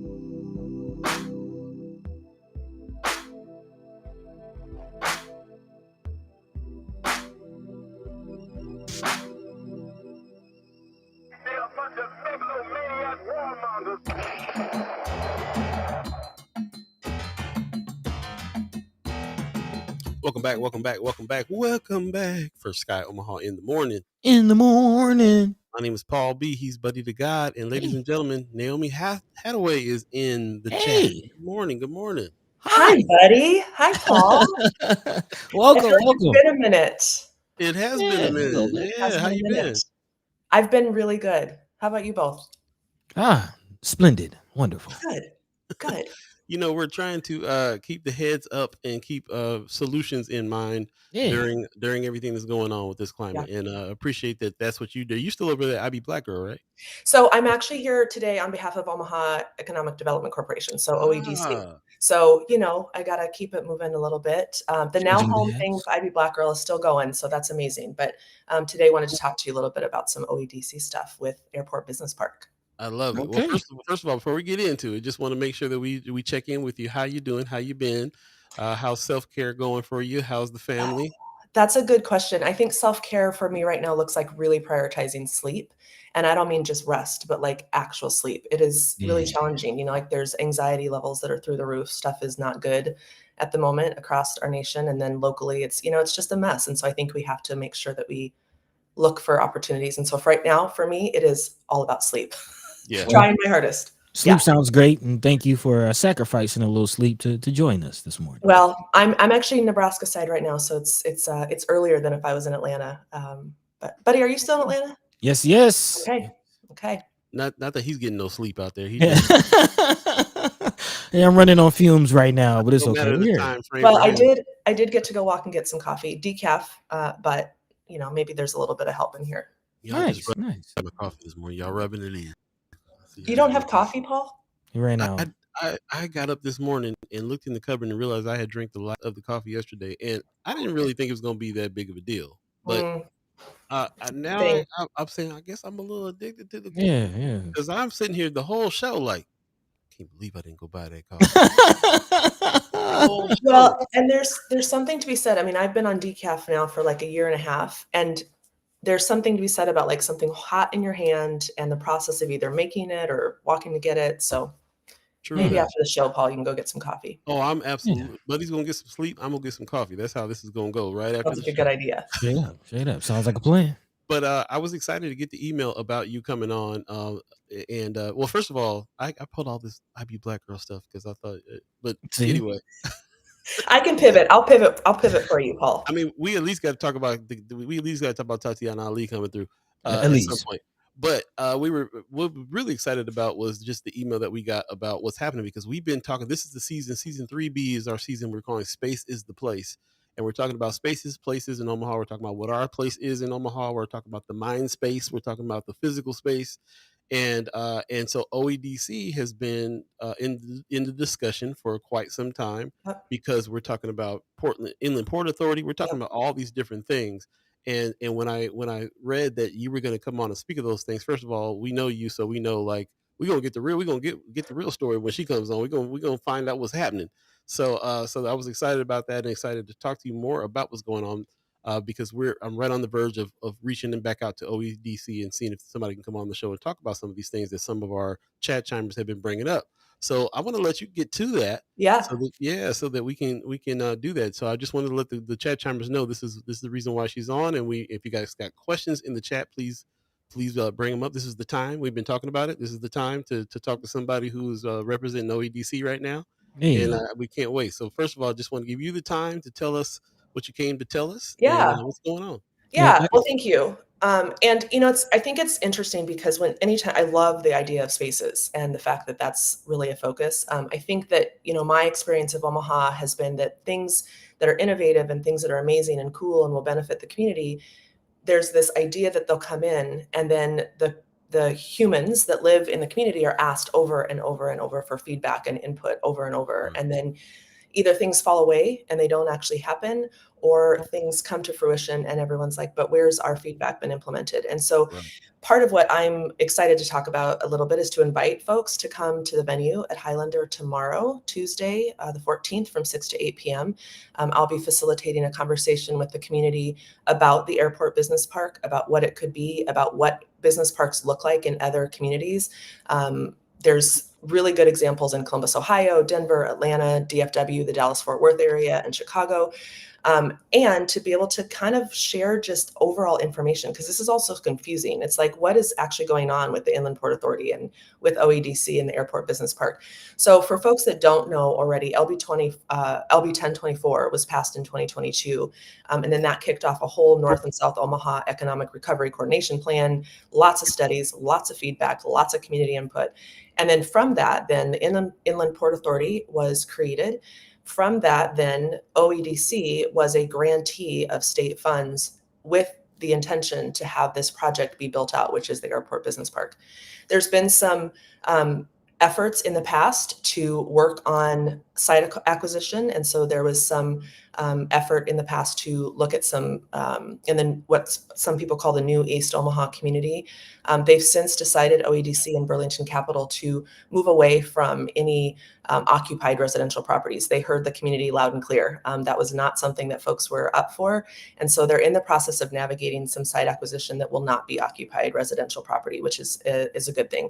And I hear you in the comments about losing some public trust. And so I think, one of the things to just keep in mind is that the Airport Business Park is a project of the Inland Port Authority at the bequest of the state funding. And so there's a through line here of making sure that the community is heard and that the outcome of the project actually meets the needs of the North Omaha community. And so that's part of what we'll be talking about tomorrow. Is it family entertainment? Is it prioritizing job concentration? Is it prioritizing light manufacturing? Is there a way to make sure that small businesses are prioritized? Is there a way to bring in some housing? That's what I'm always excited about too. So tomorrow we're going to be really focused on the Airport Business Park aspect.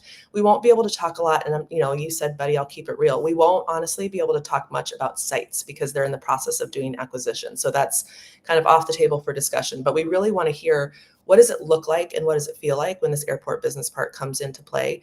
And the airport piece of it, like, it's not like next to the airport. It's how can we have it benefit both North Omahans, Omaha as a whole, and tourism and folks that are coming into the airport. That was a lot of talking for me. I don't know if y'all have questions, but really, I'm really hopeful that we can fill the room tomorrow from 6 to 8 because once the site is acquired, then development will start. That'll be next year sometime.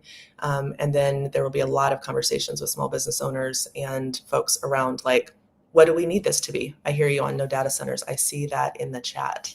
I'm with you. Yeah. Chat probably going to start going off, so don't worry too much about it. We'll definitely get to the questions in the chat. But I do want to peel back a little bit. So again, just from my understanding, this money was allocated and the Inland Port Authority is happening. OEDC's part in this is that they're just the contractor that was chosen to be able to do this, and OEDC wants the feedback on what to do there, or the Inland Port Authority. So that's another, it's a feeling a little confusing. So HRNA is a consultant firm, and they're partnering with Vireo and Lamp Rainierson out of Omaha. So they've been holding some community feedback meetings as well. They've been fantastic. There's another one actually coming up the first week of November that we'll be talking about a little bit more tomorrow. There are two separate pieces. So the Inland Port Authority's main priority right now is their project called the Innovation District. The OEDC, you're 100%, Paul, right, that they are a grantee to specifically navigate the part of the project that is the Airport Business Park. They will likely play really well together, and that's part of what Inland Port Authority and OEDC are working together to navigate. There's a third entity here, which is the CAC, the Community Advisory Committee, that is part of the Inland Port Authority Board. So it's a little confusing, but there is a hierarchy of like where everyone's playing together. And what's really cool is that the Innovation District concept might look like entrepreneurism. It might look like incubator. It might look like, what do we need to build up and support and really wrap our arms around in the Omaha community? Maybe the Airport Business Park becomes an opportunity to then let that seed and let that take fruition. Maybe they need more space for a new idea that's come to fruition. So they'll play well together. But the OEDC, you're right, is just very specifically focused on the Airport Business Park component. Yeah, as far as the public aspect of it, I guess what in your perspective is the reason for the buy-in? Like, why should people care? Why should people show up? Why should people Yeah. have their voices heard on this project? Yeah, I think that's a good point, buddy. And I think it's always challenging because some of these things are going to happen anyway. So the $90 Right. million for the Airport Business Park project, that's going to happen. The Airport Business Park will happen. What I'm hopeful that we can start talking about tomorrow is how do we make sure that what comes in still feels like North Omaha so that we don't disrupt the look, the feel, the fabric of the space? How can we make sure that we prioritize an equal balance of existing small businesses versus maybe not versus, I shouldn't say versus, but in addition to what might be missing for the North Omaha area? I think it's also important to think about from a community feedback perspective, bringing in what we've already heard over the last 3 years, over and over and over. We've got all of the data from the studies that Olson created in 2022. We also have the information from HRNA. They've done an incredible job of getting community feedback. So it's really about pulling all of that together. I think tomorrow the main focus is going to be what kind of a split could we imagine? If there's family entertainment, what would that look like? If there are if there's light manufacturing, what kind of manufacturing does that look like? And I'm also hopeful to find out from folks, how much does housing need to play in all of this? So I'm excited. I'm looking forward to tomorrow. You were talking about some of the feedback you were getting over and over and over again. What were some of the things that have been a constant since they've been having feedback? Yeah, a lot of the constant has been they do not want the community does not want one corporation to come in and kind of take over either of these two sites. There's been some conversation around like make sure that we're thinking really, really clearly about the data center conversation. Some other conversations that have been coming up and bubbling up is really making sure to protect the North Omaha core and not try and turn it into something that it's not, and instead honor and respect the legacy of the history of not only the place, but of the people. And that comes up a lot. Yeah. You actually kind of remind me of Paul, if you remember, we sat in on that. There was a Zoom meeting about the Innovation Center, and they were taking input about some of the designs. And I think that was a big part of it is, how to bring in some of the history and culture of the community into these areas. Well, and the other thing too is looking at other locations to say like what's worked for them. Like what, for example, what works at Atlanta, at Hartsfield Jackson. They've got several different business parks that are near to the airport. There's College Station is a great example. Buddy, you might not, I don't know if you've been to College Station, but it has respected the town's fabric and its core, and then it brings amazing restaurants, and there's family entertainment. The Atlanta Dream plays just down the street from College Station. Like it's really, really cool. So I think there's some physical presence pieces that we also need to think about, and we'd like to hear community feedback. Should it be something that's walkable that the neighbors can interact with, or should it feel more like a set of businesses that have come together? I think there's a lot of information about that we want to hear about. I think the Atlanta of it all is interesting, just on over the last 5 or 6 years, how much Atlanta has informed the development of Omaha. And I don't think people are really aware of that, as far as like 75 North and purpose-built communities, the bike trail situation, and how the bike trail here in Atlanta has, and also the airport situation. I'm kind of excited to see, what that means about communities and seeing how that has impacted small businesses in particular. Here in Omaha or in Atlanta, could definitely echo that in Omaha, and seeing that, entrepreneurial spirit in North Omaha could benefit from those types of facilities and resources. Yeah. And it's both, right? It's both, buddy. Like there's learnings that we can have from other cities, and there's also stuff that Omaha can teach other cities too. And I think it's part of the like keep what is the best about North Omaha and the entrepreneurial spirit, the small businesses that already exist. How can we capitalize on that? And not in a bad way, but how can we use that to elevate what we're about to see happen with the Innovation District and the business park? Yeah. Also in that, because yes, there's the entrepreneurial spirit that we know of. You got the Shawnee Hernandez and the all the small businesses in North Omaha. We can go down the list, but you also have mega corporations in Omaha, like Berkshire Hathaway, like TD Ameritrade. Is there any conversation about those organizations also having satellite offices or any opportunities in the airport business park? Yeah, I'm sure there's going to be. I mean, economics plays a huge part in this, right? Like the numbers all have to pencil out and it has to make sense with the development. I think that's where it comes into play to be really exciting that there's two components here, the Innovation District and the Airport Business Park as two separate but intertwined and connected pieces. I'm sure that we'll hear more about like what does that look like to have either corporations that already have a presence here, large companies that already have a presence here versus someone new. There might be a couple of folks, companies that are new that want to come in. But I think it's going to be the balance of protecting and honoring small business that already exists and bringing in some new. There has to be innovation. Innovation asks that we spread our wings a little bit. So Let me ask you a question. I got a series of questions actually, but I want to start with thinking about this question first of all. Who will be making the final decisions on what goes in? And the reason why I'm asking that is because I'm looking at the event that you're talking about here. This is the meeting that's coming tomorrow, this is for the public. And this is you like you say, you're from OEDC, who traditionally has, or in the past has, it doesn't seem like it had much to do with getting feedback from people. There was some meetings and stuff that happened that got some feedback, but we kind of don't know where that feedback went to. I think Tony Johnson in the chat is asking, is there some kind of database or something where the public's feedback is there?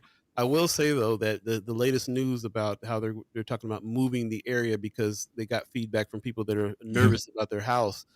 So I'm seeing an example of them taking some feedback and actually taking some action here. So I feel like the feedback, it gives me more faith that if we participate in this meeting and have the feedback, that some changes could be made there. But ultimately, who's making the final decision on what goes into the park? Yeah, for the Airport Business Park, OEDC is the main decider. There is a really strong relationship with Gary Clark, the new executive director of the Inland Port Authority, with the CAC, with the board. OEDC participates in the CAC meetings and in the board meetings with the Inland Port Authority, so that there can be some conversation around what are we hearing from the different pieces of this feedback. HRNA, the consultants that are working on the Inland Port Authority side for the Innovation District, their last meeting, they'll be wrapping up November 4th, I believe, November 4th or 5th. That will be the final kind of wrap up of their time doing that community engagement.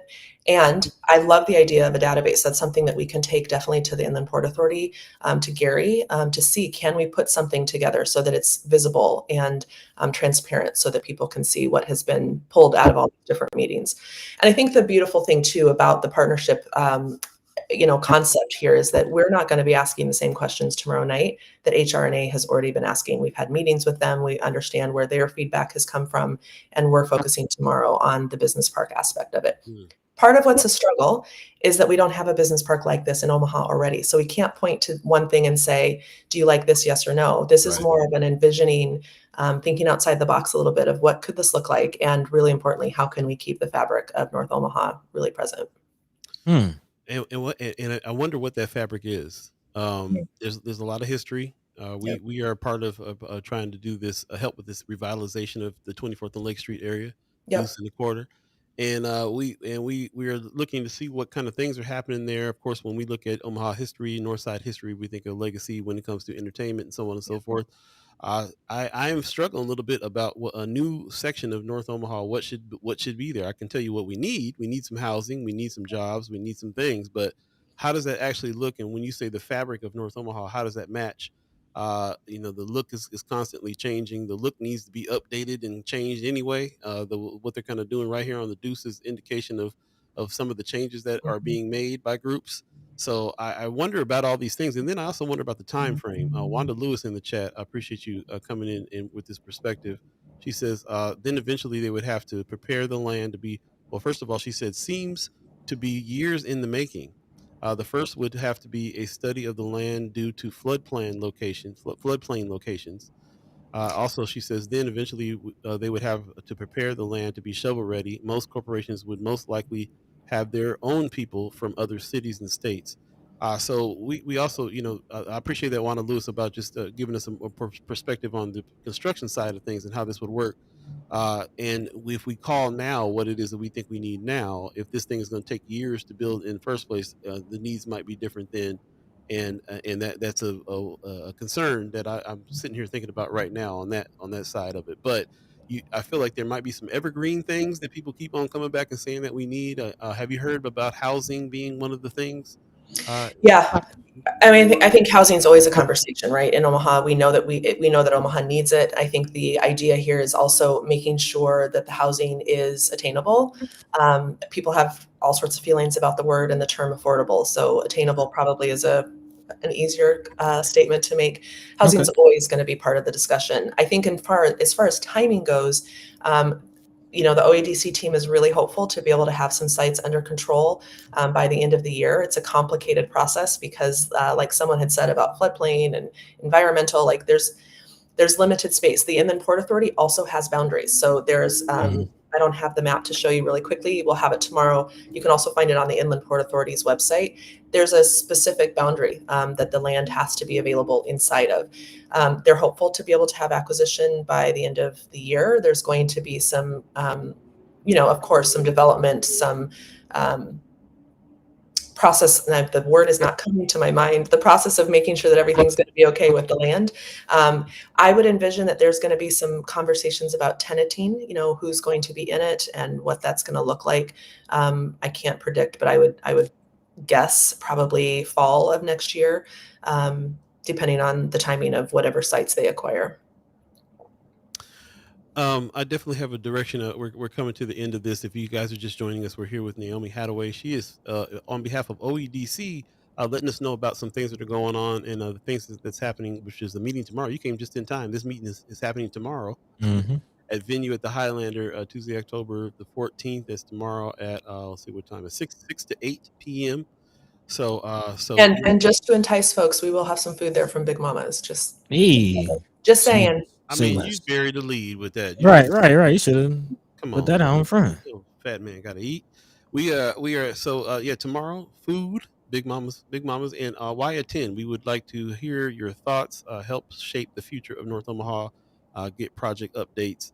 Shout out to OEDC for doing this. We definitely always are talking about them being not very transparent sometimes, but this is definitely a step in the right direction to be able to have this community meeting and get together. So I highly suggest you guys do that. Start thinking today about what should go into these areas. Because I feel like I got a pretty good imagination, but I'd be stumped about a little bit about what to do there. Yeah. So there you go. And this is the area that we're talking about, buddy. Is this the area? Yeah, this is the boundary. This is again the boundary of the Inland Port Authority. And while we're looking at this, I did have a question in the chat. Tony Johnson asking about a plan. He says, hence why North Omaha needs a strategic plan and identity plan. If we had these conversations will be easier. And there kind of is a plan out there. I'm curious. I'm seeing the stretch all the way up to Ames. I know 24th is a part of their Forever North plan. Is there any conversation about the Inland Port Authority and the Forever North plan and some other plans that have already been developed in North Omaha? Yeah, I am a huge fan of Gary Clark. I think it was a great choice to have him come in to lead the Inland Port Authority, the board, the CAC. There's a lot of great brains and great minds thinking about all of this. And one of the things that Gary talks about often is let's not recreate the wheel. Let's not recreate the things that have already been done. Let's pull things together. So I would imagine it's a lot of this has been really what's the word that I want? It's predicated on site acquisition. Once site acquisition happens for both the Innovation District and the Airport Business Park, then things will start to come together because until we have the sites in hand, there's a lot that we don't know yet. But I would envision, Buddy, that you'll start seeing some of those plans, things being pulled out of them to say, like, let's make this happen so that we don't have to recreate all the input and the work that's been done in the past. Yeah, that's kind of a big critique when anything happens, especially in Omaha. Is everything happening in a silo? People recreating the wheel. Let's make it happen. Yeah. Okay. Cool. Any last questions for you, buddy? I want to wrap something up with her before she goes. We got about 2 minutes left in the interview. If you miss any parts of this interview, please go back and check the whole thing out on YouTube because I've learned several things by sitting here right now. Questions that we've definitely had. I appreciate you coming on and letting us know. No, you can go ahead and Paul, take it away. Okay, cool. With just about a minute left, I want to just ask you, just kind of pull back away from the press release that you're going off of here, and knowing who you are, and we've had you on several times, all the way back, I think, Mine and Soul days, even Mhm. running for office. You've been representing I Be Black Girl. You're here today on behalf of OEDC. So I'm getting a little bit of a sense of some of the things that you personally get interested into, and I'm wondering, how did it come about that your partnership with OEDC? What is it that you see about this project, or about this company, or about this situation here that makes you feel like you can do some good here in Yeah. it? Because I know that's why you're involved. Yeah. And I would like to couple that with, what is your actual position at OEDC too? Yeah, so I'm contracting. That's a great question, buddy. I'm contracting. It's a short term limit or time limited contract Okay. to help with the community engagement piece. And I want to address Cheryl, your comment in the chat. It is a requirement. Their state mandated part of LB 1024 does have requirements about community engagement, and I would be worried if we didn't. If we didn't have legislated requirements for community engagement, I would be more concerned than having some meetings because they're mandated. My time with OEDC is very specific around community engagement. I'm interested in doing it because I wanted to be able to bring my knowledge of Omaha. I used to support the North 24th Street BID back in the early days, and I've watched the trajectory of North Omaha, and this is good. I don't sign up for things, and I don't put my name alongside and shoulder to shoulder next to things that I don't fully believe in. And folks may have thoughts about the process. They may have thoughts about transparency and all of that. And those are all fair thoughts. I think the only thing that we can continue doing, though, is showing up, making our voices heard. We don't have to do all the things. We don't have to go to all the meetings. We don't have to try and hold all of the positions. But when things matter to us, we do have to show up. And so this is just my little part of being able to show up. I'm excited for tomorrow, not only to be able to be in community with folks, but also to really hear the questions around what can this project do to be more transparent in the future? How can, is it an email list? Is it more often updates on the website? Some of those things are things that we can take back to OEDC. And so I'm excited to kind of be a conduit for that. Yeah, I think, with that said, it is important that we all remember that it's not just about being present for the process of it getting built, but once it's established, making sure that we're present for the process of it sustaining, and holding that integrity. Yeah. And that's exactly right. I wanted to finish with that question there, because, like I said, I know that you're a person that's been on the show several times, and we know that you are going to be involved in something. You're not going to put your name on something that is not doing good. So, yes, they recognize that they had a little bit of issue with the communication to the public, and they did a great thing, I think, by bringing you on, contracting you on to help with that. And it's already paying off. You're here on Yeah. First Sky Omaha, and people are Right, hearing right, more right, about right. OEDC than they have. So I appreciate you. So Yeah. tomorrow, Looking go ahead. forward to seeing people tomorrow. We're excited. Yeah. Thank you Absolutely. both. Yeah, thank you. Yeah, No, Walter, get some coffee. Buddy, get some rest. man, you ain't never Yeah, we lied. can It's try. going down. So yeah, if you can make it 6 to 8, I like the fact that it's after working hours, so there's not no weird in the middle of the day hours that Yeah. most people can't make. 6 to 8 at the venue at Highlander tomorrow. There's no excuse, man. Go there and talk about the airport business park. If you Get some said catfish anything, fingers. Man, yeah. Hummus, I forgot, keep bearing the lead. My big mama's food is gonna be Yeah, there. you ain't got cook dinner. Just come through with some questions. sweet potato pie. Like, come on. I'll be over there. I got some questions. Let me finish this sweet potato pie first, but I'll be right back. So yeah, if you could make it, please do, and we'd love to have you back another time to talk about some things. We definitely need to talk about. Well, we'll talk about those other things later. As a matter of fact, there's a lot of stuff coming up with I Be Black Girl, and I feel like I Be Black Girl is one of those organizations that keeps on hiring the right people too, and the fact that you've been involved with them was great. So. We'll come back to that another time, but this is very important, and I really appreciate you coming on, telling us Yeah, about thanks it. for having me. Yeah, you can take Have a care of good rest of yourself. your Monday. You too. Thank you. Bye, y'all. Peace. Peace. Right on. All right. Always a pleasure talking to her on some things, and I'm glad she stated that. She picks and chooses the things that she's going to be Oh, a part yeah. of. So that's what's up.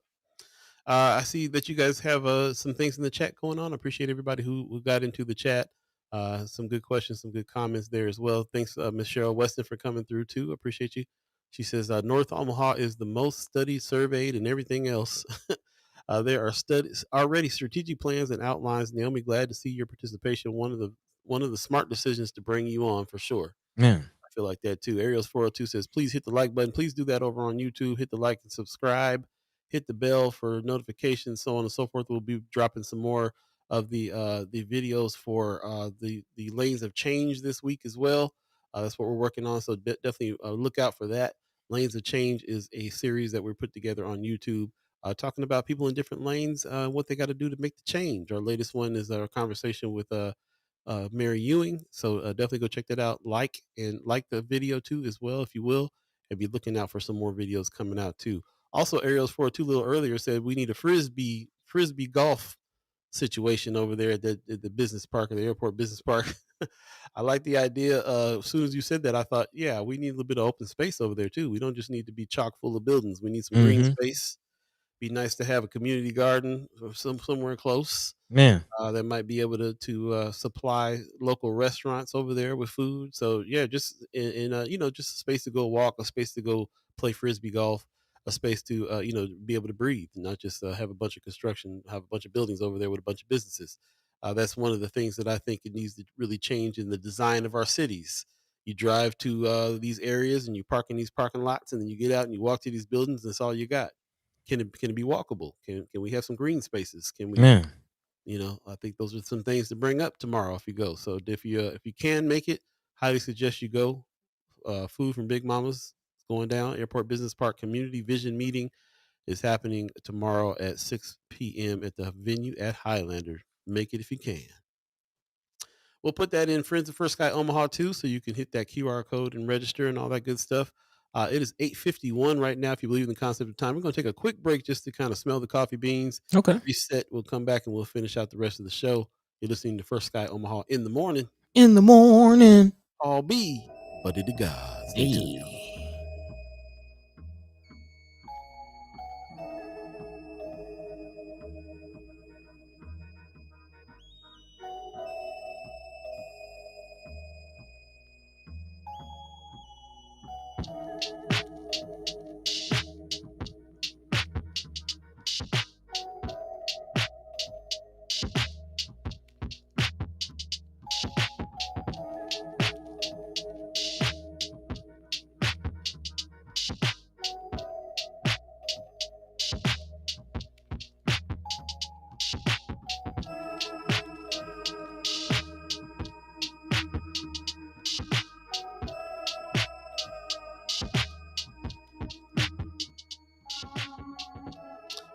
Welcome back for Sky Omaha in the morning. In the morning. Paul B, Buddy the God. Hey. We got some little mic stuff going on this show. Apologize for the technical difficulties here. Sure that if we were sounding real crazy, you let us know, because that's how you guys do in the chat. We appreciate all the chat chimers. And we appreciate you coming on back. Don't forget, Fun Fest is going down this Saturday. This is the last week. We're out here trying to scramble around, getting this going. Buddy will be in town. It's going down. Yes. Celebration. Yes. Come celebrate. Yep. There is the link there. If you have not registered, or if you did not see an invite in your inbox, go ahead and register there. Limited spaces, so I highly encourage you to get busy on that. And yeah, this is the big thing for us. So this is not just our inaugural fundraiser, but it's also a celebration, because we feel like we've been doing a lot of good work, man. I'm thinking about Miss Cheryl Weston in the chat. I'm thinking about Sherman Wells putting on Untamed. I'm thinking about everybody in the community that has doing some content creating. I'm thinking about our man about town, brother Marlon Harrison. I'm thinking about everybody who was over at Flatwater doing the work. Chris Baby Boy Bowling. Everybody who's like putting it on the line to tell the truth. News gang. So we got to celebrate that, and we're gonna give some awards away for a lot of that stuff as well, and just celebrate, just kind of get together in the same room and understand, and give people props. We do this alternative stuff because we didn't feel like mainstream news was really doing everything they're supposed to be doing, but there are players in mainstream news like Melissa Wright that's doing the good work. Oh yeah, and we want to recognize everybody who's out here putting their selves on the line in this war on truth and war on journalism, man, that we're in right now. So Man, she almost caught a case. Man, big time contraband. And this is just crazy. Man. Real crazy. Appreciate you very, very much. Also appreciate everybody who's joined us and been a part of what we've been doing here as well. We got about 6 minutes left in the show. 6 minutes. But Buddy Fresh, you're on. Hey. What's on? How we gonna wrap this thing up today? Well, we're gonna bookend it, man. We started off talking about, grocery stores and building our own grocery stores, and we'll end with building our own schools. I mean, because that's the obvious outcome with this latest news. I don't know if you're seeing it, but the time is now, man. They're not stopping at CRT. They're not stopping at banning and burning books. The latest issue or the latest chapter in this whole saga is something we've all seen. Actually, a few chat chimers have talked about the whispers, but now the announcement is here. The U.S. Education Department announced just last month that a slew of conservative groups will lead a new coalition to spur civics education and push the subject in a more patriotic direction. And this coming on the heels of that security memorandum that we read off last week. If you remember, again, Trump urging all intelligence agencies and domestic terrorism agencies to look out for certain groups and organizations that might be anti-American or anti-Christian or speak against your traditional American values and morality. That's a dog whistle for anybody who speaks or challenges the narrative, the master European descendant male narrative. If you challenge that, then you're out of this line that they're trying to draw. And again, we undoubtedly know the two major organizations at the forefront of this new coalition, Heritage Foundation and Turning Point USA, will be making their way to American schools. Again, at the helm of this, all of these organizations coming up in the form of the America First Policy Institute, which is a think tank with close ties to the United States or to the president. Again, organizing, coordinating America 250 Civics Education Coalition, which is made up of more than 40 national and state-based groups, which again includes Heritage and Turning Point. The vast majority of the groups in the coalition promote a vision of U.S. identity that downplays historical wrongs associated with race and gender and projects the country as an exceptional force for good. Many are well-known conservative groups that have promoted President Donald Trump's political agenda. Undoubtedly, this is the latest issue, the latest example of, let's just call it what it is, history being whitewashed. And white fragility kind of taking its place front and center, trying to rewrite and sweep under the rugs their historical wrongdoings, in which a lot of people the world over calls one of the worst humanitarian wrongdoings in the history of man. Talking about the institution of slavery and trying to sweep that under the rug. Yes, there have been other peoples throughout the history of man and nation that have been enslaved, but none of them have been stripped of their identity. None of them have been stripped of their heritage. None of them have been stripped of their language. None of them have been stripped of their humanity to the tune of what has been done to us. And now they're trying to erase that. Hell no. That word civics is the thing that got me about this article, that we talk about this all the time. Like when we started this show, we were talking a lot about, just kind of the news of our neighborhoods and the news that affected us, Omaha news with a north side perspective. And then early on, we started to understand a little bit about the fact that we need to learn how our unicamera works. And we need to learn a little bit more about how the legislature works. And if we're going to know about local politics, we got to see how this works. And this became what we were calling kind of a online civics. It became kind of a civics lesson that we were offering here on this stuff. And that word made me really kind of think about what civics means. Man, civic engagement, what all these things mean. So it's not just that they're talking about erasing history. They're talking about trying to erase civics, how civics works. They want to reinvent how civics is supposed to be working, how you're supposed to be involved. what you're supposed to do to be involved in the whole process, in the way of life, not just the history of what's going on here, but how we're supposed to engage with the powers that be in order to make things be how they need to be for us. So, to me, this was even, we talk about what we've been dealing with, whitewashing history and stuff like that for a while. We've been talking about critical race theory and stuff like that for a minute, where they're trying to get rid of these things. They're trying to get rid of all these beliefs. But now it's not just beliefs they're trying to get rid of. It's not just knowledge and history they're trying to get rid of. They're trying to get rid of processes on how it is that you work with the powers that be in order to make things how you need them to be. And they're gonna start with kids, the core of where they start to understand what's going on in society. When I came up, I heard that word civics a lot. When I came up, I heard that word civics a lot. Mm-hmm. It was in the era of I'm just a bill and all them commercials, Man. and there, and your civic duty was, I remember being in elementary school. They talked a lot about your civic duty, what you're supposed to do. What are you supposed to do? What's your civic duty? Well, we kind of all take it for granted, because especially the older ones that have been hearing that forever. But civic duty is about to change. So the way they the way they frame civics is about to change from the grade school level. So to your point, buddy, like there's no way to get around it. We already had to kind of do some homeschool and pull kids out, study with them on top of what the schools studying, just to keep them aware. I just had a really great conversation with my aunt last night, we were both very surprised about members of our family that think in this Trumpian way, like members of our own family.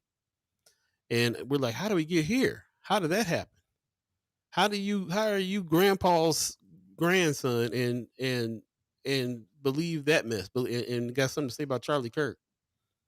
Uh, you know why? You know what? You know what was missing? What this understanding, this indoctrination of things that happen in childhood, in elementary school, and those things. Those are some of the things that push us into this situation where we don't even know how we're supposed to engage with any of the powers that be, Man. and it's about And to change. yeah, it's about to change, and it's going to change for a specific group of people. Because remember, at the same time, they're pushing these bills to get taxpayer dollars and to invest, and they give tax credits for investing in private schools. So, while at the same time they're pushing this whole switch and change in civics and public schools in the U.S. public school system, these private schools, who knows what they're going to teach? So you got a sense where their children. Actually, I just heard a story where a high high-ranking public Republican official just got caught up in a illegal homeschooling ring. Wow. Yeah, they there was a tip because neighbors were calling about traffic and kids getting dropped off and just too much going on in the neighborhood, and they found out that there was a whole unsanctioned illegal ring of homeschooling going on with a high-ranking Republican official. So the point is, while they're doing all this nonsense to change your child's education, their child is going to get a different education, and you're going to be the uneducated ruled public, and they're going to be the ruling class. This is where we're going, and it's mind-boggling because, to your point, like, they're moving the goalposts from a civics system that was already crap, that was already calling slaves indentured servants. Like, that was already where we were, and here we are, them pushing the line even further. Like this, yeah. We got some work to do, y'all. Got some work to do. Anthony Rogers Rice said, not white fragility, white supremacy. This is what we're actually talking about. Black Dynamite sounds like propaganda. The propaganda machine is amping up. It's already been here, but it's amping up in the sense of whitewashing, says. Also, Tony Johnson says, look at how they are targeting youth, while other side seems to be ignoring and minimizing youth voice. That's interesting. Also, Mama God in the chat says, when we understand differences of slavery as it existed in chattel slavery created during transatlantic slave trade era and beyond, then you will stop the slavery always existed narrative. That's interesting. Also, in the chat, we are Tony Johnson is saying who is the young person on the mic in North Omaha talking about civics and politics? Yeah, not really sure. Also, Anthony Rogers right to the answer, Paul. Democrats have been taking black people for granted for too long, and they reached their credit limit. Oh yeah. Okay. Tony Johnson saying private schooling training leadership for right wing leaders and public school training members for those same groups. Mm, I do hear that. Like you said, it's not just about separating education again, but it is what it is they're going to be teaching in public schools going to be definitely different than the private schools that they're getting this money for to start, and they definitely are on that tip. I'm sure that Republican who's got the secret education homeschool ring going on probably not going to suffer any repercussions for that, probably because not. I think this is all what they want. This is all what they want to do. So Yep. we'll get into it. Of course, the more we talk about it, the more spaces and places we talk about this season. We definitely keep coming back to spaces and places like schools, like Man. places to put your kids, places for your kids to be educated on what they need to be educated on, and we have to figure that out. We can get the education to the kids through there's already processes of that now, homeschooling and all kinds of other ways to get it. How do we structure our kids being able to connect with other kids, which is also a function of schools, Mm. being able to connect with other kids that are into other things in order to be able to work together, in order to have some coalition building. We can bring them home and teach them individually about our history and so on and so forth. But what structures are we putting together that will actually put them in the same space so as to have some coalition building? This is happening in other cultures in a big way with these public schools. So again, we got a lot to think about here. It's not just a matter of us building a school and just getting 200-300 young black kids to the school. We got to figure out how we network with other schools. We got to figure out how they interact. We got to figure out how we serve that other function of what schools do. A lot of people say that about college. You go to college, half going to college is making connections. Man. It ain't just the education. It's so you can have a network of people to call and a network of people to work with to do what you got to do. So we can't isolate our kids either. We got to figure out how to solve both problems. Big time. Big time. Man. Linda Lathan in chat, good morning, says, period, you're spot on. In a few years, you'll be able to see a stark difference between kids who were educated in public school versus private. You can even see the difference across county lines in regard to testing standards. They have been dumbing people down for years in this state. It's crazy once you start digging. I mean, Oof. where do you want to? How far you want to go back? I mean, that was never the point of public school. It was the point of public school is to prepare you to be a worker, Man, not to be a well-informed, civic-minded individual that who can. built to lead something. Right. I mean, because that's the whole point. Like, that's the wonderful thing about the American Constitution in its essence. It's in what other country is it set up where the people are the ruling class, where the That's how it's people are supposed to be. kings and queens themselves, and your property is your kingdom, and you have the power to elect an official to represent your will. That it's a beautiful thing in its essence, but the way it's been run, and quite honestly, there is accountability on the people. Why are the voting numbers the way they are in Omaha? Specifically North Omaha. Yes, the powers that be are corrupt, but we have the power to get them out the paint. The belief that our vote don't matter is, I think, Right. number one. But that's all a part of the plan is to get you to stop believing, and yeah, I can continue going. But power to the people. Power to the people. Power to the people. All power to the people. Here's the opportunity for you to use your voice. Talk about what's going to happen at this Airport Business Park Community Vision meeting. Not sure from OEDC will be there, but whoever it is, you'll be able to ask some questions. We'll put this in Friends of First Sky Omaha so you can hit that QR code to register. Looks like you're going to have to register to go to this, so don't just show up eating Big Mama's food up. Yeah, I heard Big Mama has some chicken fingers here. We're gonna walk on in. What's this meeting? Okay, no, you gotta register. Yeah. Go ahead and register now and be a part of that. The registration helps. I know that now because of our situation. We're trying to get everybody to register so we know how much food to buy. That's That really part. that's what that is, really. The registration is like how many people come and so how much food do we make? Man. So that's happening tomorrow. Most definitely hit them up and let your voice be heard with this. I'd love to hear some feedback on anybody who showed up there, some of the ideas that are there. Somebody start a list here of some ideas that we talk about on this show that might help and that might be a good idea to go into this airport business park. And if they're listening, let's go tell them. Mm, That's what it is. We didn't get a chance to talk about IB Black Girl, but they got a lot of events coming up. I highly suggest you go to man. their Facebook page, man. Yeah, lots going on for Black Maternal Health Month, Yeah. which is happening now. So there's some events that are happening. One this Thursday, talking about understanding in endometriosis.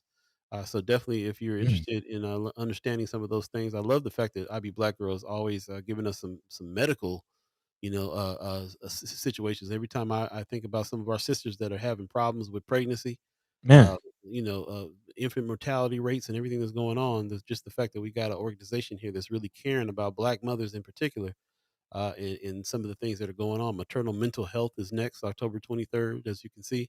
So definitely go to IB Black Girl and check out their list of things that are coming up. And of course, Tatiana Ali will be coming for the Kiki. Hey. Yeah, this is gonna be this. This is something else, man. They keep on bringing the heavy hitters out. Shout out to IB Black Girl for real. And thank you to all of you again. Once again, like I said, we're going to be talking about this all week, but our Fun Fest fundraiser and celebration is happening on Saturday. So if you haven't gotten an invite in your email inbox, then let us know. We'll send you over a registration for you to come. And like I said, there's limited spots here too, but please register early so we can know how much food to make. It's what it is. What That it part. is. We're gonna go ahead and get out of here, buddy. Any words? Any final words for the people? Um, nah, man, that's pretty much it, man. I appreciate everybody tuning in. I'm quite tired, to be honest, so we're gonna get up out of here. I appreciate you, love you, we thank you. Big shout out to our special guest today, Senator Machaela Cavanaugh and Sister Naomi Hattaway, for stopping through. Good titillating conversation. Hopefully, all of you enjoyed it just as much as I did. If you missed any part, you can always go back and catch it on YouTube. Again, First Sky Omaha in the morning, coming right at you. In the In the meantime, between morning. time, hey, there you go. Sorry about that. First Sky Omaha in the morning. In the morning. Yeah. Go ahead, take it away, Paul. Right on, man. RG in the chat saying 9:30 a.m. to 1:30 p.m. at Nebraska Urban Indian Health Coalition, 2226 North Street. North what street? Doesn't know what you're talking about there. Yeah, give us that. Or is it N Street? Oh, 2226 N Street. Okay, there you go. November 1st is coming up quick. Free community cancer screening. Get yourself registered. All right, that's what he's talking about there. Appreciate that. Appreciate the information there. Appreciate you continuing to give us that information too. If you have any flyers for that, put it in Friends of First Sky Omaha. We'd love to make sure that we can keep that on the radar as well. Anytime there's any kind of health screenings and things like that, especially for free, we need them. So we appreciate Hey, man, Pop especially says, now. especially now. They shut Pop, down the government behind healthcare. I mean, they just shut it down. we got to get to that. There's a lot of things popping off here with the government shutdown, and it don't look like it's going no time soon. Is going to fire back up, so we'll see. Yeah, got about 2 days for WIC. I did hear that we just got a little infuse of money. You might want to check that out Okay. in order to stay there a little bit more. Appreciate that very much. Good morning, Gwen Easter. Appreciate you commenting there. I'm not gonna get to this. We're already past the time for the show. Please go back and check out Gwen Easter's post. Why celebrate 75 North, a purpose-built model who worked with other housing entities to push predominantly Black families and Black child care businesses, as well as other outstate developers, push out many Black families. That's the gist of her diatribe there. So definitely go check that out. We appreciate that. I see Manny Fresh in the chat saying thank y'all for all you do. Appreciate you, man. Sean McCarthy said great episode as always. Get some rest, everyone. Alan Faison says another great show. Thanks, cuz. Pop says great start for the week. Can't wait to see what comes on Wednesday. See you all then. Appreciate you, Pops. And appreciate all of you. We appreciate the Omaha Tribe elders for allowing us to be on this land and speak while we're here. Shout out to our elders for allowing us to speak before you. And shout out to you, the chat chimers, allowing us to speak with you. We appreciate all your great questions and comments today, and respect for our guests that came on as well. And of course, shout out to our special guest, Senator Machaela Cavanaugh, and also Naomi Hattaway, which I mistakenly put that she was going to be representing IB Black Girl down there, but she's actually came to speak about OEDC today. Mm-hmm. And if you want to see what's going on there, this media advisory for OEDC will be in the chat, and also it's the event that's happening. They came to talk about this Airport Business Park Community Vision meeting. So if you missed any parts of that interview, go back and check it out on YouTube so you can see what was said there. We're definitely going to revisit it ourselves because we're always wondering about what's going on with OEDC. They're a major part of what goes on in especially North Omaha. And it's always a question about what's happening. So anytime we get some information, we revisit that, and we're going to do it again soon. So I appreciate you guys. We're going to go ahead and get out of here because we're way past due. I really appreciate you guys sticking with us past today. This is a weird day for us to do this. We were trying to get out of here on time because Buddy hasn't slept. I haven't had no coffee, and somebody might get beat up if we don't get out of here soon. So there's some furniture moving around here in a minute. But I highly suggest you go back and check out Miss Gwen Easter's post as well. Definitely check that out before you leave here so we can talk about some more things that are coming up here very soon. She says this is why the media is not talking about the John Carter lawsuit. So some things she's bringing back up that we definitely want to talk about and address. So definitely see that, check that out, and we'll come back another time and get with it. With that said, we're going to go ahead and get out of here. You guys take care of yourselves. Peace. Peace. By the way, Vanglorious, this is protected by the red, the black, and the green.